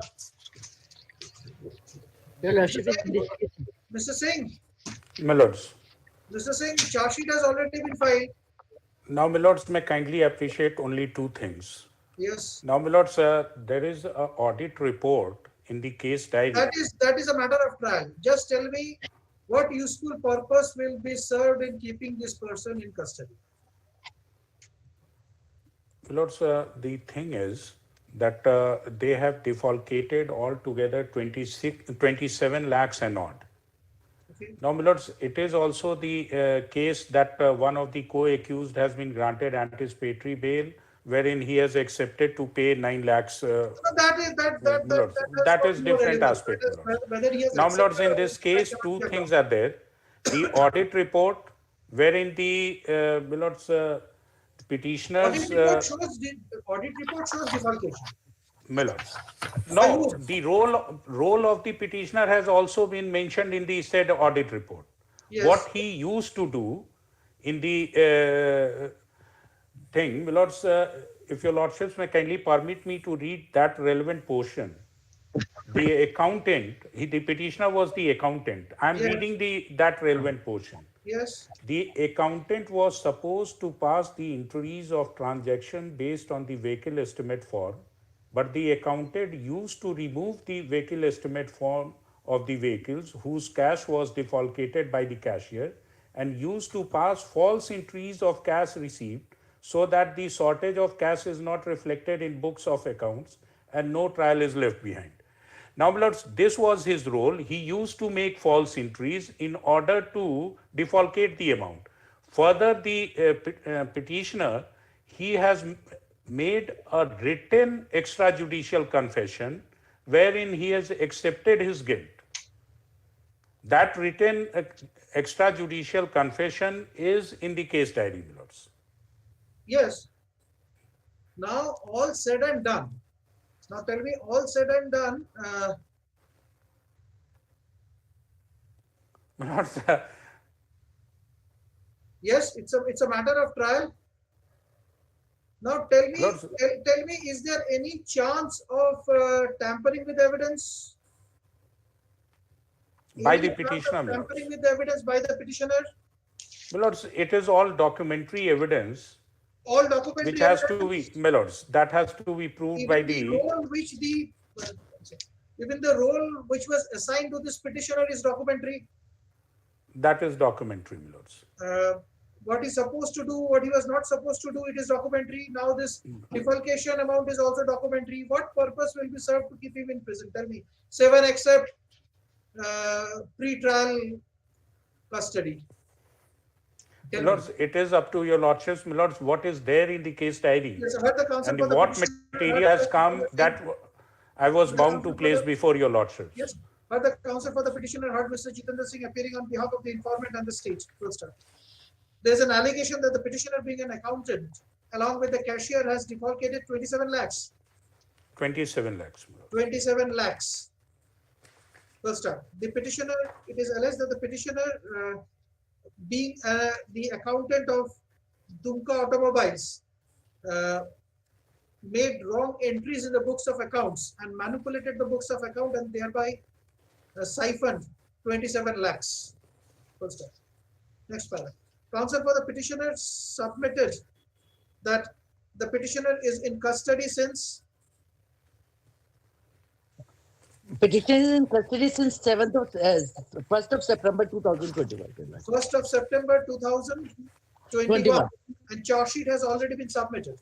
She submits that there is no scope of tampering with evidence as the entire evidence is documentary in nature and has already been is in possession of the investigating officer. Full stop. She undertakes that she will appear before the trial court on each and every date and will cooperate in the trial. It will cooperate in early disposal of the trial. Full stop. Next paragraph. Mr. Jitendra Singh, appearing on behalf of the informant, submits that as an accountant, the petitioner manipulated the books of accounts, did not make cash entries and rather siphoned the cash. And this continued for a long period of time with the help of the cashier. My lords. And with the help of the cashier. He submits that the petitioner has given a written statement accepting the aforesaid guilt of his. He further submits that the accountant, the cashier, though has been granted anticipatory bail, but he volunteered to pay how much? 9 lakhs. 9 lakhs, which suggests that this petitioner and the cashier was in hand in glove in committing the offense. Next one. After hearing the counsel for the parties, I find that charge sheet has already been submitted in this case. Full stop. The entire evidence is documentary in nature, which is in possession of the IO, investigating officer. Full stop. This clearly suggests that there is no scope of tampering with the evidence. Full stop. Considering the aforesaid fact, I find that no useful purpose will be served in keeping the petitioner in custody. He is directed to be released. 10,002 sureties. One of the bailers should be close relative having sufficient property in his own name within the state of Jharkhand. Further, the petitioner will cooperate in the trial and will appear at least once a month before the trial court. Yes. Your Lordship, he's in custody since 7th of September, not 1st September. 7th of September. Custody since September 2020. 7/9/2020.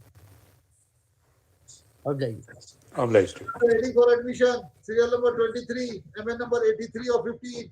Mr. GC Jha for the appellants, Mr. Rajiv Kumar Karan, Mr. MB Lal, Mr. Lalit Yadav, Mr. Shiv Kumar Singh for the respondents. Yes, Lord. The core question in this case, Your Lordship, the person the deceased was traveling in a tempo and it was hit by a tracker. Tracker number JH15A0785. Okay. The tracker has been charge sheeted. The tracker charge sheeted? How can a tracker be charge sheeted? The driver of the tracker is charge sheeted. Yes, the driver of the tracker. Extremely sorry, Your Lordship. Driver of the tracker has been charge sheeted. Yes. Yes, in this case, Your Lordship, altogether, we have raised this specific question that whether driving license and permit. We have filed 2 petitions, Your Lordship. Yes. And issue number 4 and 5. It is in para 16, page 5, Your Lordship, of the impugned judgment, Your Lordship. Yes.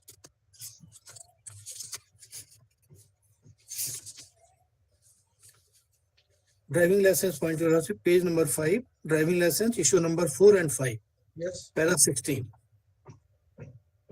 It has been claimed by the insurer defendant number 2 that the driver of the offending vehicle did not have a valid effective driving license and the vehicle was not having a valid permit. Whereas it has been successfully pleaded by the owner, defendant number 1, that the driver was holding a valid and effective driving license and the vehicle was equipped with all other valid documents. The owner also filed a copy of the driving license which is on record. The insurance company did not lead any evidence to disprove that DL produced by the owner, nor did it file any petition for production of permit by the owner. Under such circumstances, it can be safely be presumed that the driver was holding a valid and effective driving license and vehicle was equipped with a valid permit, Your Lordship. In WS, we have taken a clear-cut ground, Your Lordship. WS. What is wrong in this finding? Yes, sir. I am saying, I am coming to that.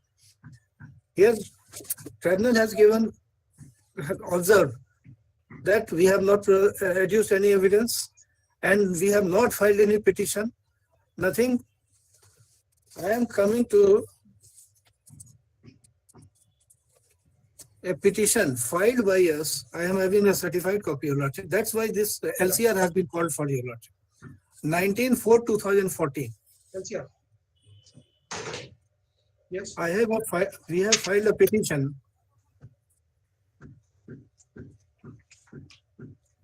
Yes.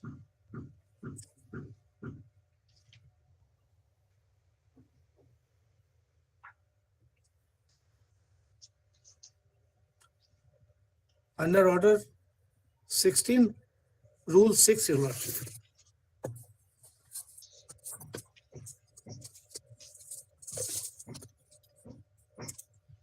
Just let me see your written statement Yeah. first. Lordship, Paragraph that you have petition, stated about the license. yeah, that petition may kindly be seen, Your Lordship. We have asked, specifically asked, that is dated 19/4/2014. We have filed 2 petitions, Your Lordship. Where is your pleading that the driving license is fake? In your written statement.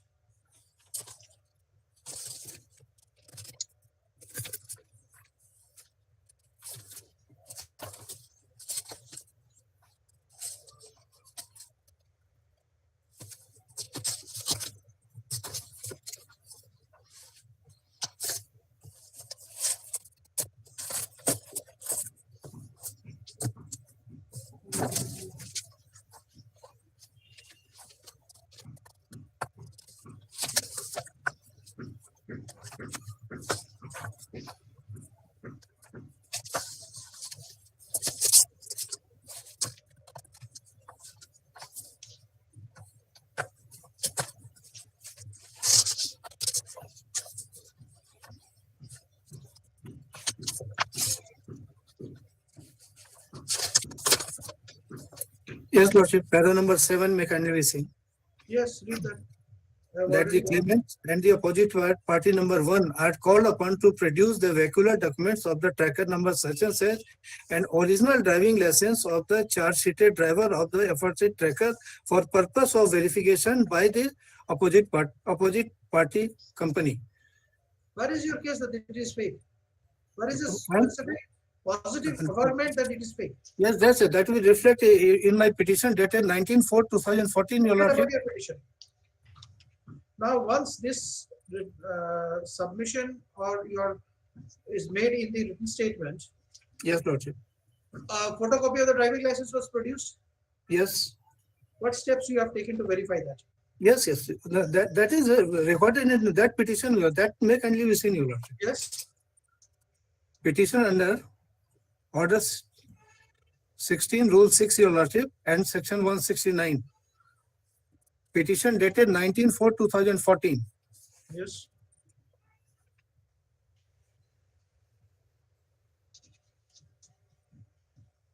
Petition dated 19/4/2014. 19th April 14.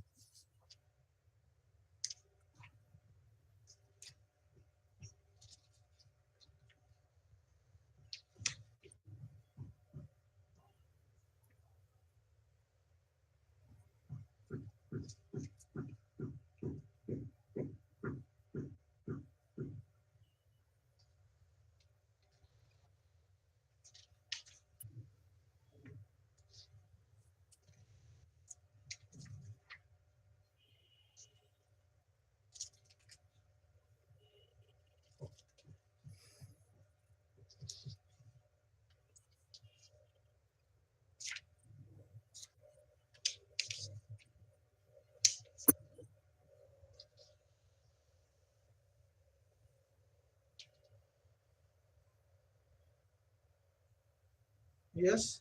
Yes, Lordship got it. Petition under order for 16 rule 6 of the Civil Procedure Code read with section 169 of the MVR directing the defendant number 1 to produce original driving license of Pradeep Kumar Singh bearing driving license such and such.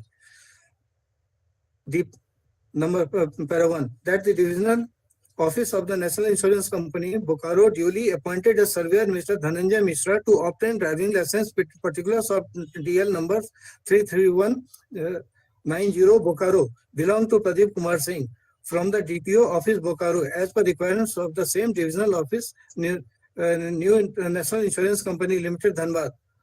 Para 2 that the surveyor duly applied the same with bank challan, but the application has been returned with a written advice to produce original driving license at DTO Bokaro as because the petitioners of the said driving license has not been listed in driving license register. That without depositing the original driving license number 3319090 Bokaro by the defendant 11 in court, your petitioner is unable to verify the same. It is therefore prayed that your honor may graciously be pleased to direct the defendant 1 to produce original driving license 33190 Bokaro of Pradeep Kumar Singh in court for proper verification by the defendant number 2 for the interest of the justice. Who is the owner? Who is appearing for the owner?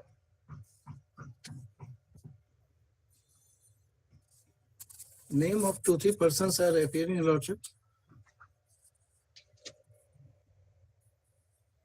Rajesh Kumar, Lalit Yadav and Shiv Kumar Singh. 2 names are appearing. Mr. Lalit Yadav.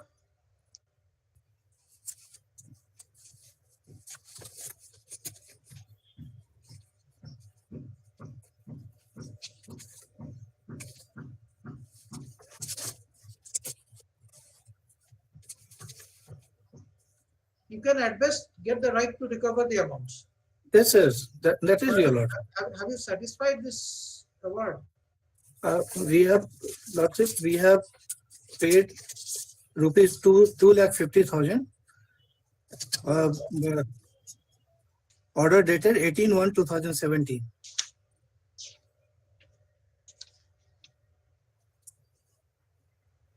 Who is for the owner of the vehicle?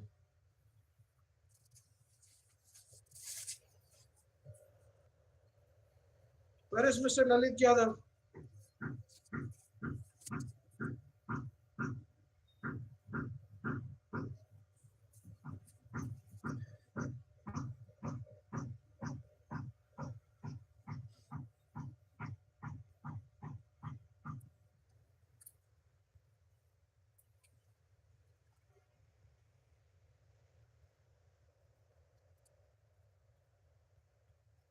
Yes.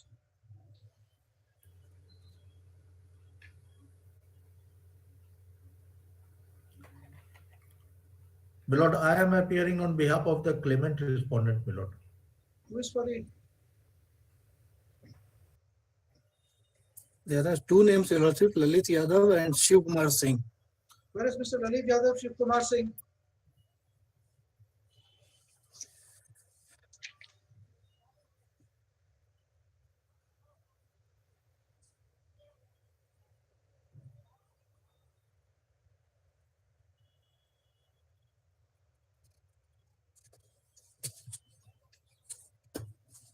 Sir. Lordship, it may be passed over at 2:15, Your Lordship. In the meantime, if they comes. Otherwise, Your Lordship, my only grievance is that we have paid this amount 2,50,000. Rest amount also we can pay, Your Lordship, with a liberty to recover the amount from the owner. Let him appear. Yes, Lordship.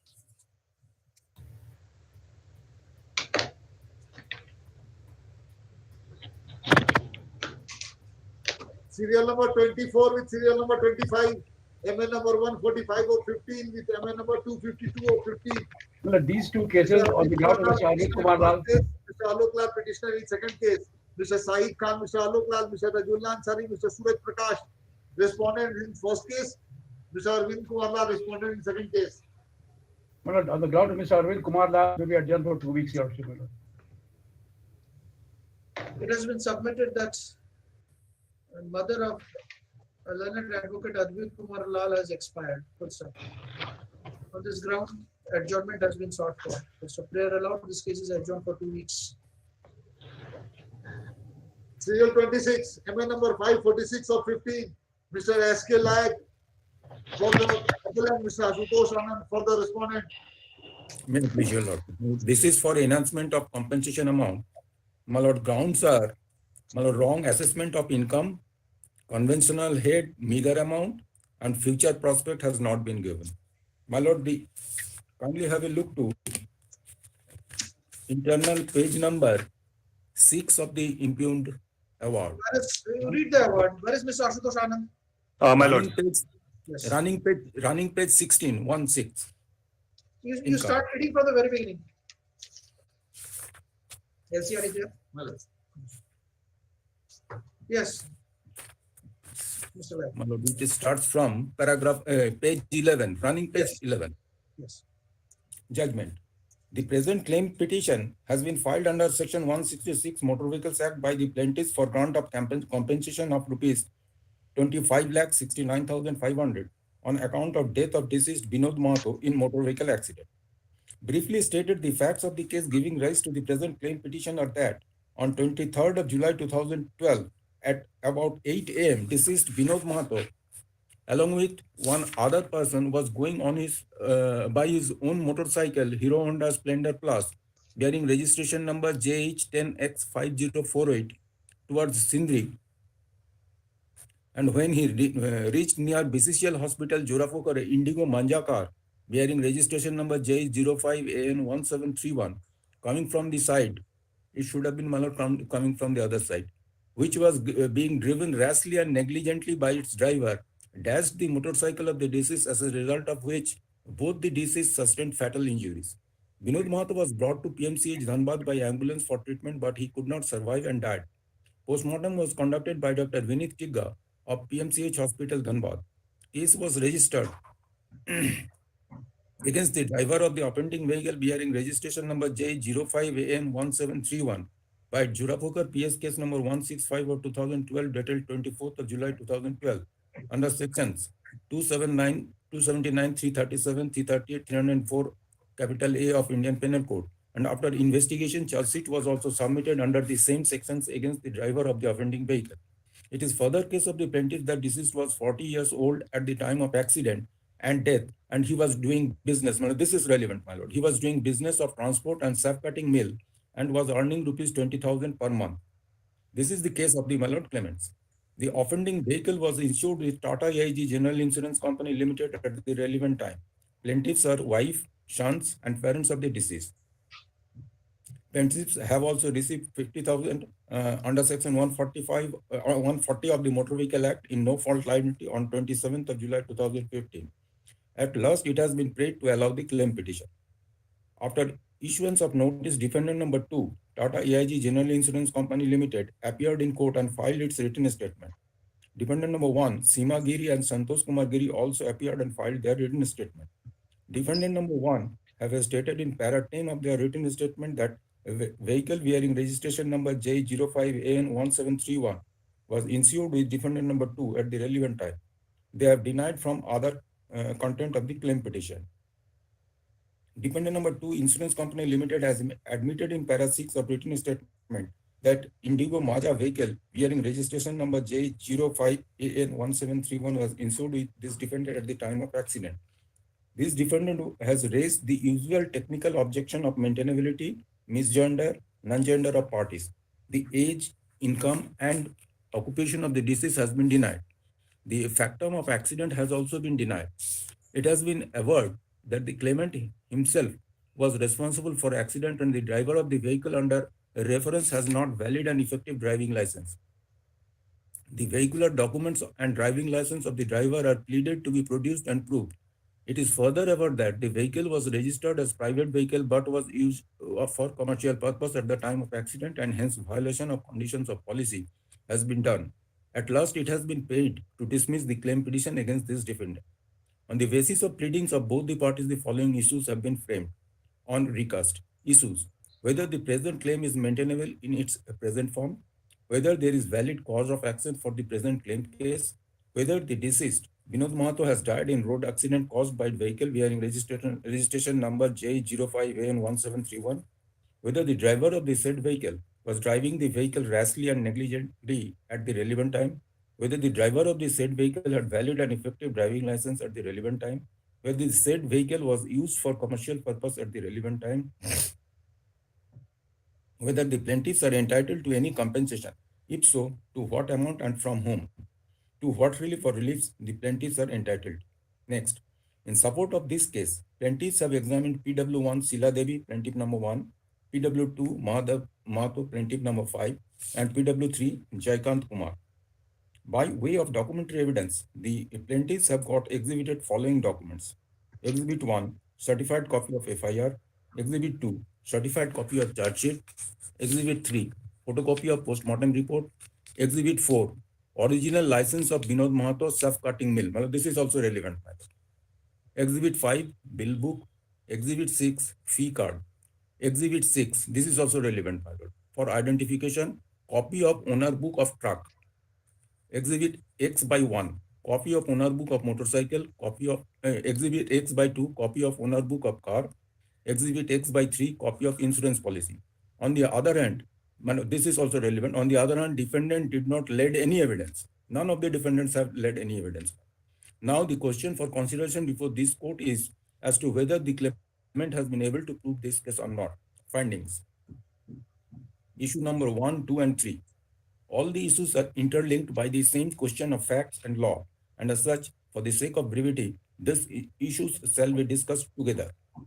As paragraph 20 of the claim petition, the death of deceased Vinod Mahato was caused due to accident of Indigo Manja car bearing registration number J05AN1731, and resultantly Vinod Mahato received fatal injuries and died in course of treatment due to the same. Paragraph number 1 of the oral testimony of PW1 Sila Devi, paragraph 2 of the oral testimony of PW2 Mahadev Mahato and Jaikant Kumar each corroborate the same.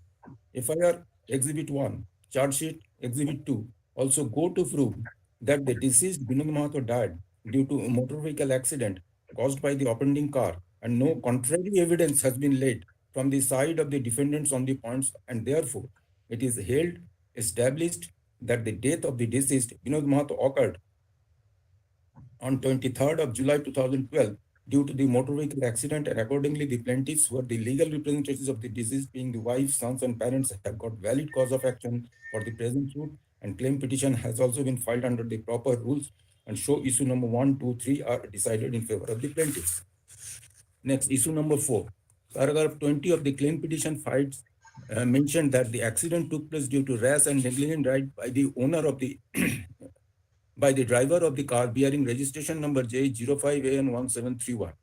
Paragraph 2 of oral testimony of PW3, this witness has stated that the accident took place due to rash and negligent drive the driver of the offending car. This witness is an eyewitness. My lord, he is the eyewitness, PW3, of the accident. FIR Exhibit 1 and Charge Sheet Exhibit 2 also corroborate the same. The contrary evidence on this point has been laid from the side of the defendants. No contrary evidence on this point has been laid from the side of the defendants, and therefore this issue is also decided in favor of the plaintiffs. Issue number 5 and 6. Case record reveals that driving license of the offending vehicle has not been brought on record. Defendant number 1 has also stated nothing in the written statement regarding holding valid and effective license by the driver of the offending vehicle. Defendant number 2 has raised question regarding holding of valid and effective driving license by the driver of the offending vehicle. Under such circumstances, adverse inference will be drawn. It is held that driver of the offending vehicle had no valid and effective driving license at the time of accident. Although a plea has been taken on behalf of the defendant that the vehicle in question was being used for commercial purpose at the time, at the relevant time, but no such evidence has been laid on behalf of defendant number 2 on this point to show that the offending vehicle was being used for commercial purpose at the relevant time. Therefore, these issues are decided accordingly. Next issue. It has already been proved by the evidence on record The deceased Binod Mahato had died on 23rd of July 2012 due to accident caused by the offending vehicle car Indigo Manja, and therefore the plaintiffs are entitled to the relief of compensation under Section 166 of the Motor Vehicles Act. To ascertain the amount of compensation, the age and income of the deceased has to be decided. Age. Paragraph 4 of the claim petition finds mentioned that the age of the deceased Binod Mahato was 40 years at the time of accident and death. A Xerox copy of postmortem report Exhibit 3 goes to show that the age of the deceased to be 40 years at the time of accident. Not only this, paragraph 2 of oral testimony of PW1, paragraph 3 of oral testimony of PW2 also reveal the age of the deceased to be 40 years at the time of accident and death. Therefore, it is held that deceased was 40 years old at the time of accident and death, that is 23rd of July 2012. Income. Plaintiffs have stated in para 3 and 5 that claim petition that deceased were doing business of transport as well as business of a self-cutting mill and was earning 20,000 per month. PW1 and 2 each in para 3 have also testified of their respective oral evidence testimony that the deceased was earning 20,000 per month from the business of transporting and self-cutting mill. Although this is relevant, here, my lord, the learned tribunal has, my lord, discarded the evidence, documentary as also oral, of the, my lord, claimants. Although license, which is in the name of deceased Binod Mahato of self-cutting mill, has been filed, but no document regarding business transaction of the same has been filed on behalf of the plaintiffs to show that deceased was earning rupees 5,000 from the business of self-cutting mill. Exhibit X, which is a Xerox copy of RC book of truck bearing registration number BR17A 5756 shows that the same is in the name of Binod Mahato. This document has been filed on behalf of the plaintiffs to prove that deceased was earning from transport business also. Insurance policy and other vehicular document of the vehicle, my lord, this truck vehicle under reference has not been filed to show that the vehicle under reference was flying on the road at the time of accident. It is also pertinent to note that tax return has also not been brought on record to prove that income of the deceased was from the business of transport as well as from self-cutting mill. Under such circumstances, income of the deceased can be taken to be 3,000 per month. Therefore, on the basis of, my lord, income 3,000 per month, my lord, this compensation has been assessed. My lord, multiplier is correct. My lord, deduction towards the personal expenses is correct. But, my lord, towards loss of estate, funeral expense, and loss of consortium, a meager amount has been given. And, my lord, no future prospect has been given. These are my submission. Now tell me, Mr. Layak, if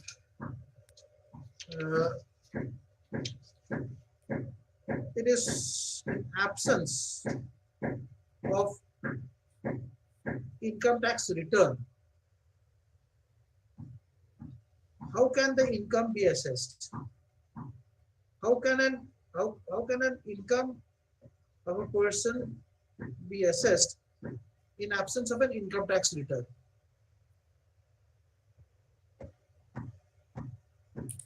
My lord, the evidences which are brought on record, on the basis of those documents, my lord, income can be assessed. Only because, my lord, income tax return document has not been placed before the tribunal, it cannot be said that the deceased was having income. What is the date of accident? Date of accident is, my lord, 23rd of July 2012.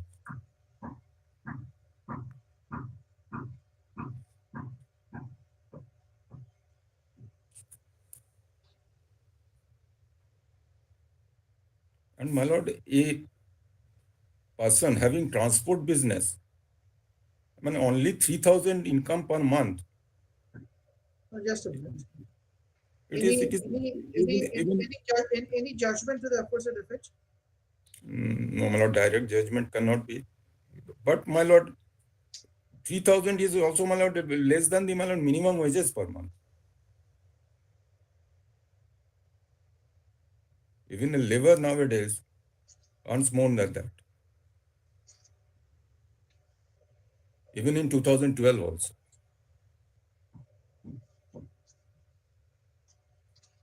Death of 2007. 2012. Date of accident is 23rd of July 2012. 2012. Yes.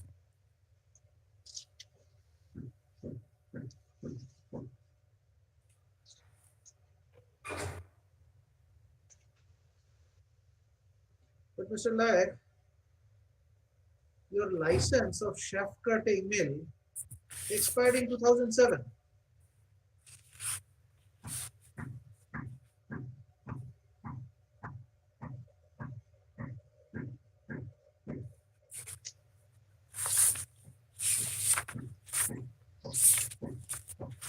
What do you have to say on this issue? Exhibit 4. Yes.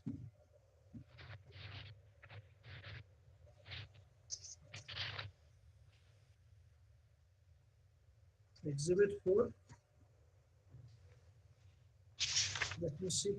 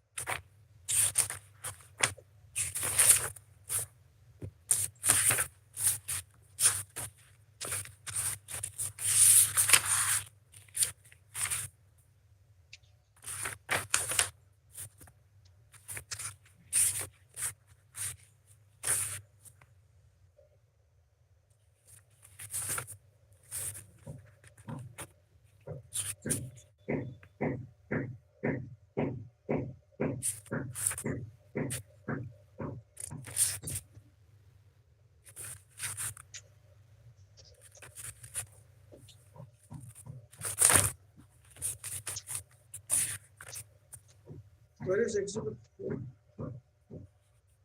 Yes.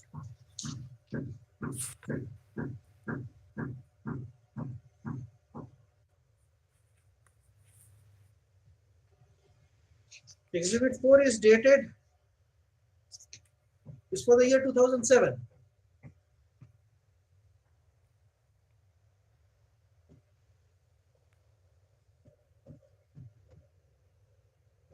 You know, this is the license, but my lord, it is, my lord, it was most probably renewed thereafter, my lord. This is the license was granted in the year 2007, my lord. This is renewed. It's a yearly license. Each and every year it is renewed. You have Yes, my produced lord. only the license of 2007. 8, 9, 10, 11, 12, you have not produced.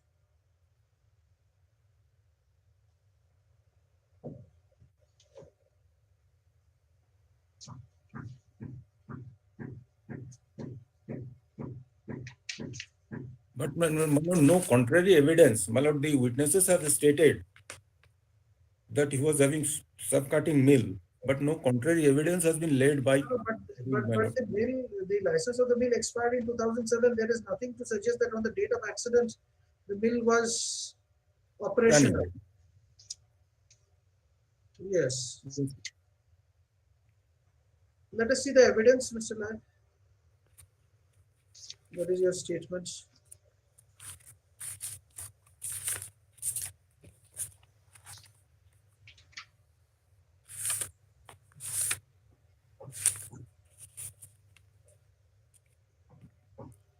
वादीगणों के से गवाह संख्या 1 का शपथ पत्र पर गवाही।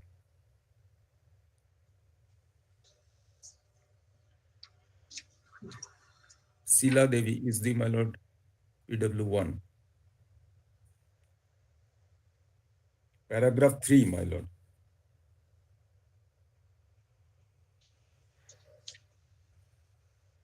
Paragraph 3 of, my lord, evidence of Sheila Devi.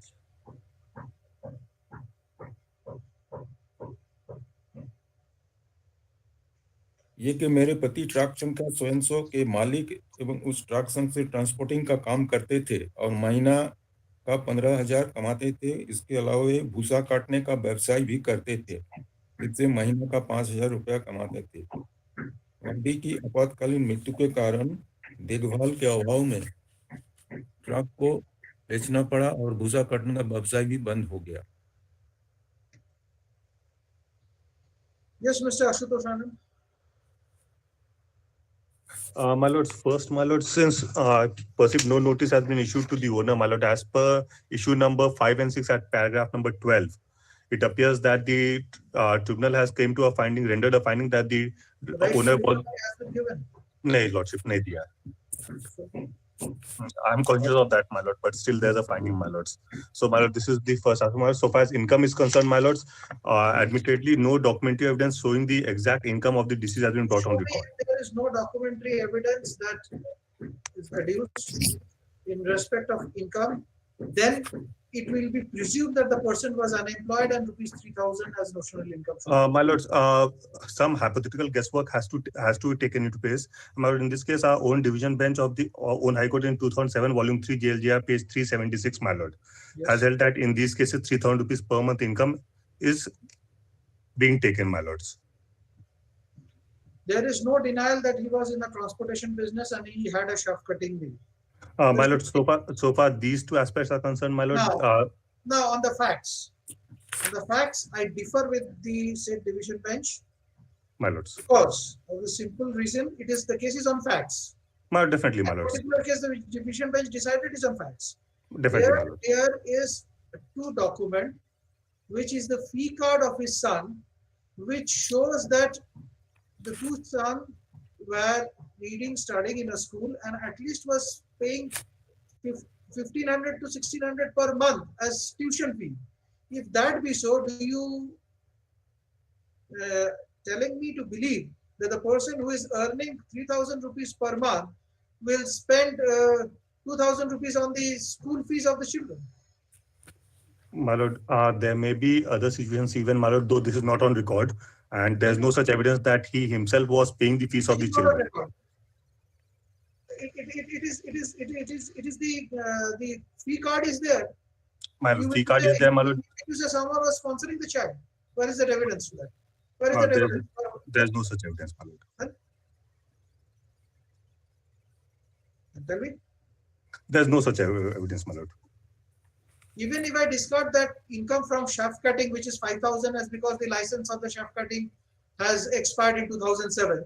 My lords. Then you tell me. My lord, so far they say that this is a case of transport business, my lords. Yes. My lord, now transport business, they have only filed a document vis-a-vis the ownership of the truck, ownership document of the truck. Now, your lordship, if we go through the ownership document of the truck, my lord, the tribunal has rendered a finding that no other supporting document vis-a-vis permit, because if you intend to ply a truck, policy, other vehicular documents are required, my lord. And this is not the case of the claimants that the deceased himself was plying the truck. It is not their case. No. He was a transport business, so there must be a driver who would be plying the vehicle. So tell me, a person buys a truck. My lords. For what purpose a truck is brought? This is obviously for commercial purpose, my lord. There is no denial to that. That means if he is maintaining the truck, he is doing some commercial activity?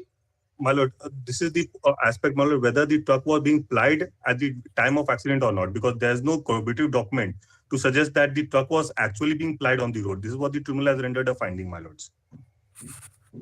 Mere registration, fine, I get the truck registered in my name, that's one thing. But whether the truck was actually plied or not, because if I'm doing a transport business, the vehicular documents have to be up to date and order.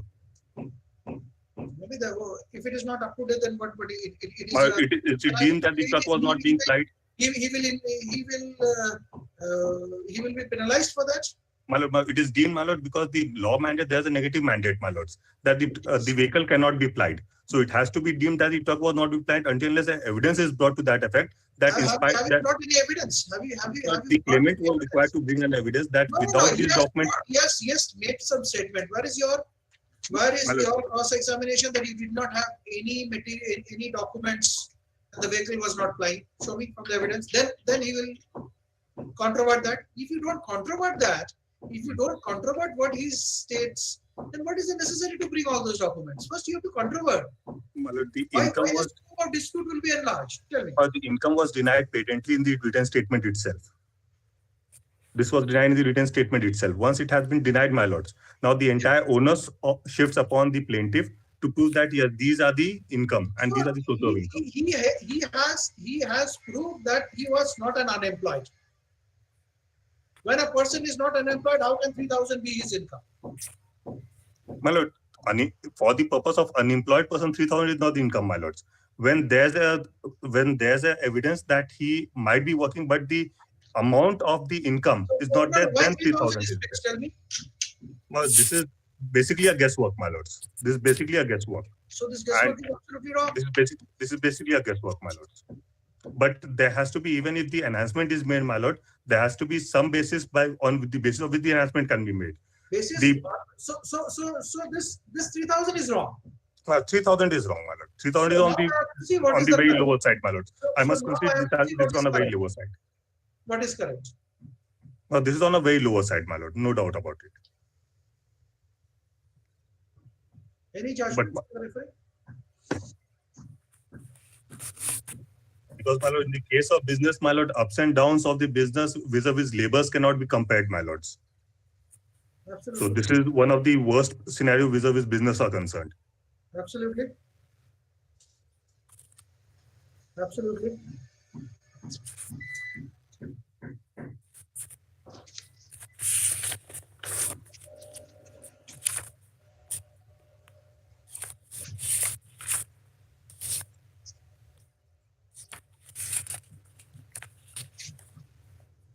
I'm disposing this. My lords. Heard the counsel for the appellant, Mr. Saibal Laik, appearing on behalf of the appellant of the claimant. First time. Now, further heard Mr. Ashutosh Anand, who is appearing on behalf of This point number 1. respondent number 1, Tata AIG General Insurance Company Limited. First time. Respondent number 2 is the owner of the vehicle. First up, since no relief has been sought for against the owner of the vehicle, comma, by the appellant, comma, in this appeal, comma, this court is of the opinion that no useful purpose will be served in issuing notice to respondent number 2, full stop. Issuing notice to respondent number 2 will merely delay the entire appeal. It merely delay the disposal of this appeal. Full stop. Next paragraph. Next line. Both the parties agree for disposal of this appeal at this stage itself. Next paragraph. In this appeal, the appellant claimants have prayed for enhancement of the compensation amount, which has been awarded by judgment dated so and so by so and so so and so. Next paragraph. Mr. S.K. Laik, appearing on behalf of the appellant, submits that issue number 7, which deals with the income of the deceased, has been wrongly adjudicated. He submits that the tribunal has assessed the income of the deceased as rupees 3,000 per month, which is absolutely, which is on the lower side and could not have been on the basis, on the evidence which is on record. He submits that there is a consistent evidence led by the claimants that the deceased was earning rupees 20,000 per month, as he had a business of transporting and has also a shaft, CHAFF, shaft cutting mill, full stop. He submits that from the shaft cutting mill, the deceased was earning rupees 5,000 per month, and from the transportation business, he was earning 15,000 rupees per month, aggregating to rupees 20,000. He submits that the tribunal has held that since there is no income tax return and there is no documentary evidence showing the income, considered the income of the deceased to be 3,000. He submits that the said amount is much less than the minimum wages also, when there are evidence that the deceased was having a shaft cutting mill, and deceased was owning a shaft cutting mill and a truck. Full stop. He further submits that no future fraud prospect has been awarded in the instant case, which is not in consonance with the judgment of the Honorable Supreme Court of India in the case of Pranay Shetty and others. He further submits that under conventional head, only an amount of rupees 20,000 has been awarded, which should have been 70,000. He submits that on this score, on these grounds, the income of the deceased needs to be reassessed, and thereafter the compensation amount needs to be recalculated and enhanced accordingly. First, next paragraph. Mr. Ashutosh Anand, appearing on behalf of the insurance company, submits that since there was no documentary evidence, the tribunal has correctly assessed the income of the deceased at rupees 3,000 per month. First, he submits that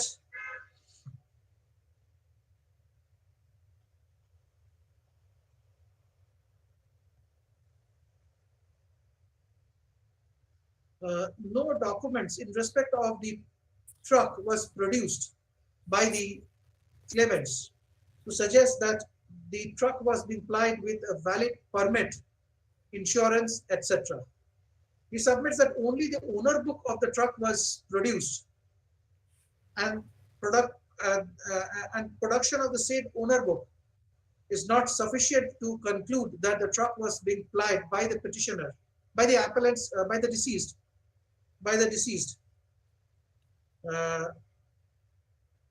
Full stop. He further submits that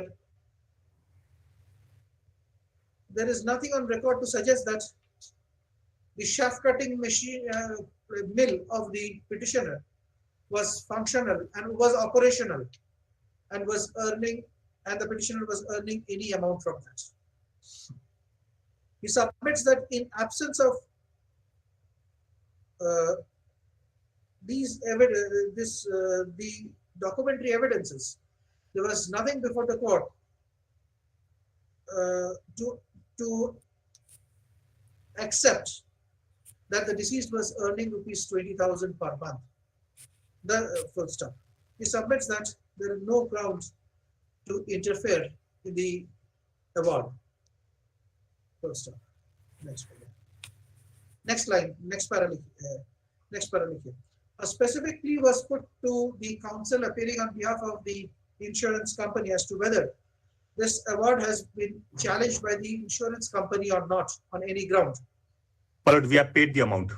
First up, he submits that on this query, Mr. Ashutosh Anand submits that his client has not challenged the award or any of the finding, rather has satisfied the award. We have paid rupees. By paying rupees 4,89,726. 489,726. By paying 4,89,000. 726. 726. My lords. Well, stop. Considering this submission of the parties, I find that the dispute is only in respect of quantum. First up. The quantum of compensation. First up. Since the dispute is in respect of quantum only, I will not enter into the other aspects which has not been disputed. That is, the age of the deceased, the nature of accident, the liability, etc., etc. Next. After going through the records, I find that it is admitted that no documents in respect of the income of the deceased has been produced by the claimants. First off. The only document which has been produced by the claimant is the is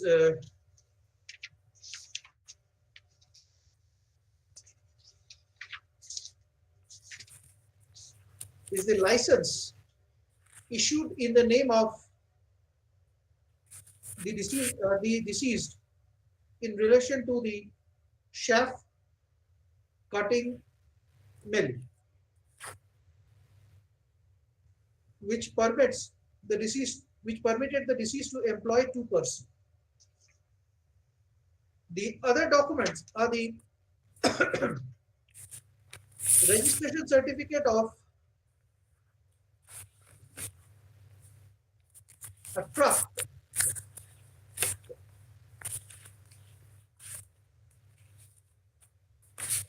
which is in the name of Mohammad Mansoor Alam.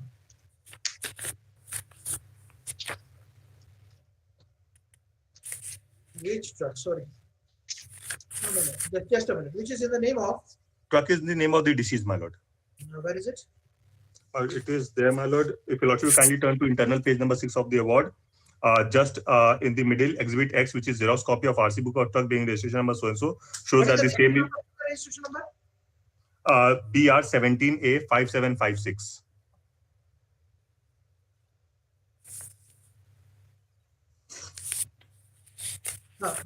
Yeah, registration क्या लिखा?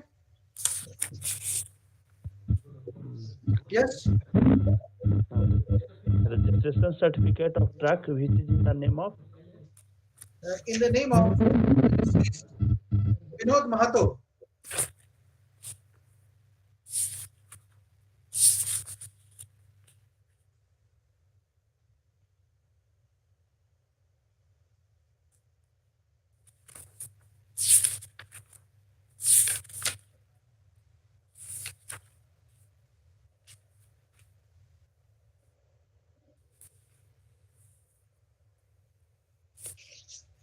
Full stop.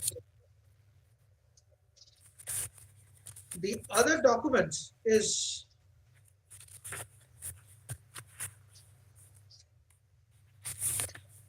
the fees certificate, school fee certificate of the sons of the deceased. Full stop. From the aforesaid documents, it is not possible to come to a exact conclusion as to what would be the income of the deceased. But, for the purpose of calculation of the compensation, income of the deceased has to be ascertained. Full stop. Full stop. It cannot be said that if an income tax return is not filed or any related document showing income is not filed, the deceased will be taken to be an unemployed person.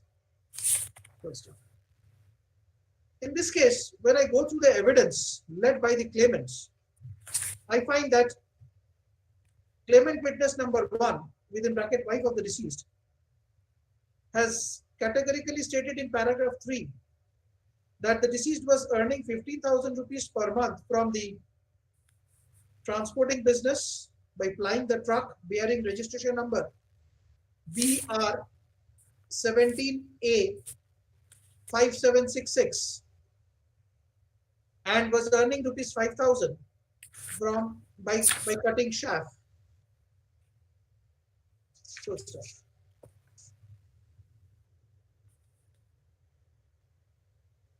In paragraph 4, she states that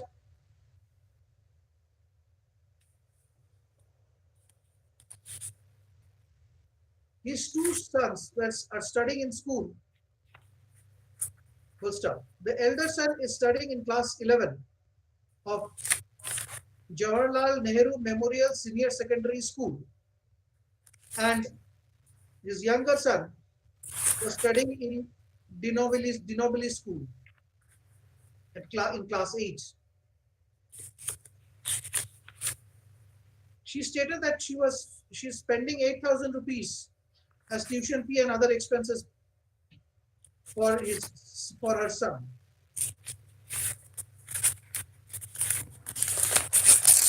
Full stop.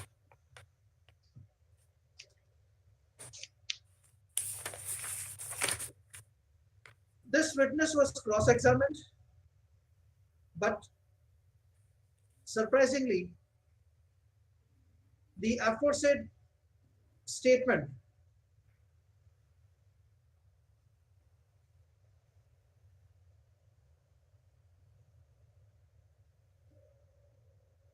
of the claimant could not be demolished, was not demolished. Full stop. Further evidence of PW2, or claimant witness 2, and claimant witness 3 is also suggestive of the fact that the petitioner was running, was having the transport business, was earning from his truck, and was also earning from his by cutting shaft. Full stop. The insurance company, though, cross-examined these two witnesses, but couldn't demolish the evidence. Full stop. From the aforesaid evidence, one aspect is clear, that the deceased was not unemployed. First off, he had a commercial vehicle, that is a truck, registered in his name, and was having a shaft cutting mill. First off. Further, it is evident that further from the fees certificate, school fee certificate, I find that the son of the deceased were studying in, the elder son of the deceased was studying in Jawaharlal Nehru Memorial Senior Secondary School, and the younger in Dinobili School.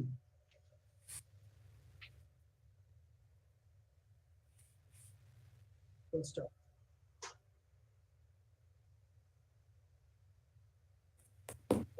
The fees of these two children were being paid regularly. Full stop. This clearly gives an impression to this court that assessment of the income of the deceased as rupees 3,000 per month, by the tribunal is erroneous. Because if a person is earning rupees 3,000 per month, cannot spend more than half of his income, more than 2/3 of his income.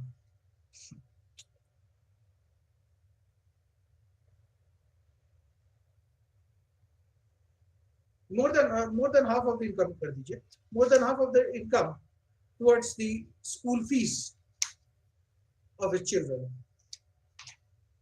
Full stop.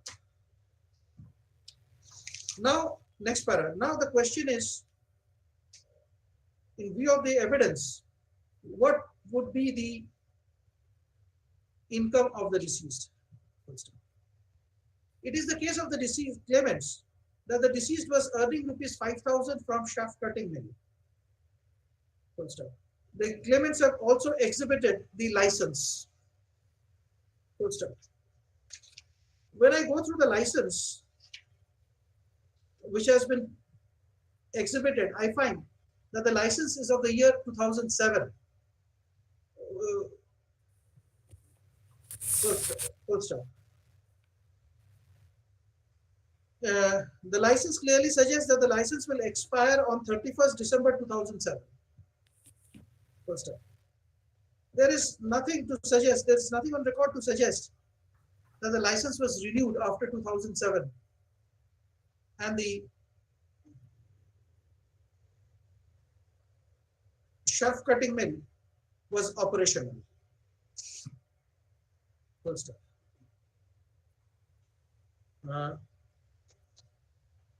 So far as the transport business is concerned, I find that the bakery was duly registered in the name of the deceased at the time of the accident, at the time when the deceased met with an accident.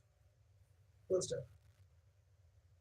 Thus, for the sake of argument, if we discard the income of the deceased from the shaft cutting mill in absence of the current license,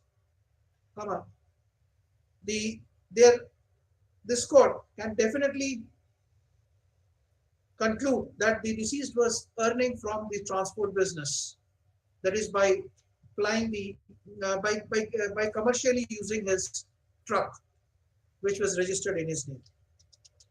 First up, it is the case of the claimants that from the transport business, the deceased was earning rupees 15,000. There is also evidence that the son of the deceased were studying in two reputed schools and were paying a huge amount of fees. First up, this, considering these two evidence, I am of the opinion that further, I find that the claim made by the claimant that the deceased was earning 50,000 from the transport business has not been controverted in specific manner, nor any contrary evidence has been brought. Thus, this court is of the opinion that the income of the deceased is for the purpose of calculating compensation, is to be taken as rupees 15,000 per month. The assessment of the tribunal as rupees 3,000 per month is absolutely without any basis and is merely on assumption. It's absolutely without any basis and cannot be upheld. Thus, next paragraph. Further, the Honorable Supreme Court in the case of Pranay Shetty and others have held that for the purpose of calculating compensation, the aspect of future prospect must be considered. First up. In this case, the deceased admittedly is aged about 40 years. 40 years. First up. In terms of the judgment of Pranay Shetty, how much? 40%, Mr. Ashutosh Anand? It should be 25% most probably. 25. 25% enhancement. Why 25? An age group is, my lord. Less than 40. Below 40, it is 40%. The 25% enhancement is to be awarded. Full stop. Thus, the claimant is entitled for an enhancement of 25% on account of future prospect. Full stop. Next para. So far as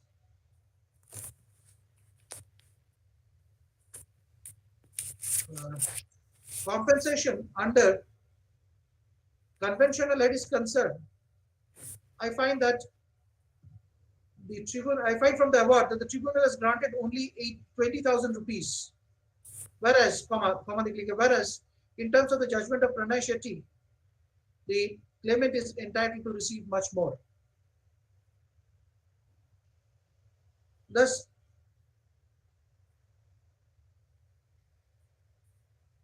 an amount of rupees 70,000 should be awarded as compensation under conventional head. Next one. On the aforesaid finding, on the aforesaid conclusion, the compensation, the amount of compensation needs to be recalculated in this instant case, which is as follows. Look here, 15,000 income less 1/4 equals to so and so. So and so amount into 12 into 15 equals to so and so. add 25% so and so, add 70,000 so and so. Full stop. Thus, on recalculation, the total amount of compensation which the claimants are entitled to receive is so and so. The tribunal has awarded 3,75,000. No. 4,25,000. 4,25,000 as compensation. First off. Thus, the claimant is entitled to receive a balance amount of so and so. That is the final amount less 4,25,000 as further compensation. First off. The said balance amount which the insurance company is directed to pay will carry an interest at the rate of 6% per annum from the date of the award passed by the tribunal, that is 4/9/2015 till the amount is paid. इसमें सिर्फ एक चीज बोलेंगे कि appeal में हम लोग को पहली बार हुआ था 16 जुलाई 2021 को हमको कॉपी रिसीव हुआ है my lords. So, my lord, so it was the lingering was done at the behest of the claimants, my lord. Because the matter you have received the amount, you must have earned some interest on this amount. My lord, we have already paid the entire amount, my lord. Yes, We have already paid the entire amount. The balance is with you, you have to pay. The interest at the rate of 6% per annum from the date of the award till the same is paid. Full stop. With the aforesaid observation and direction, this appeal stands allowed to the aforesaid extent. सिर्फ एक indicate मान लो 15,000 मान लो काफी heavy चला जाएगा मान लो within a period, my lord may specify the period. The amount should be dispersed within 2 months. Well, 15,000 would be on a very high pedestal, my lords. That's subject to lordship. Nothing. A person who is spending a huge amount on the education of a child, and Mr. Ashutosh Anand, one of the children is studying in Dinoveli. My lords, I'm about that, my lords. Definitely. Okay, rest at 2:15.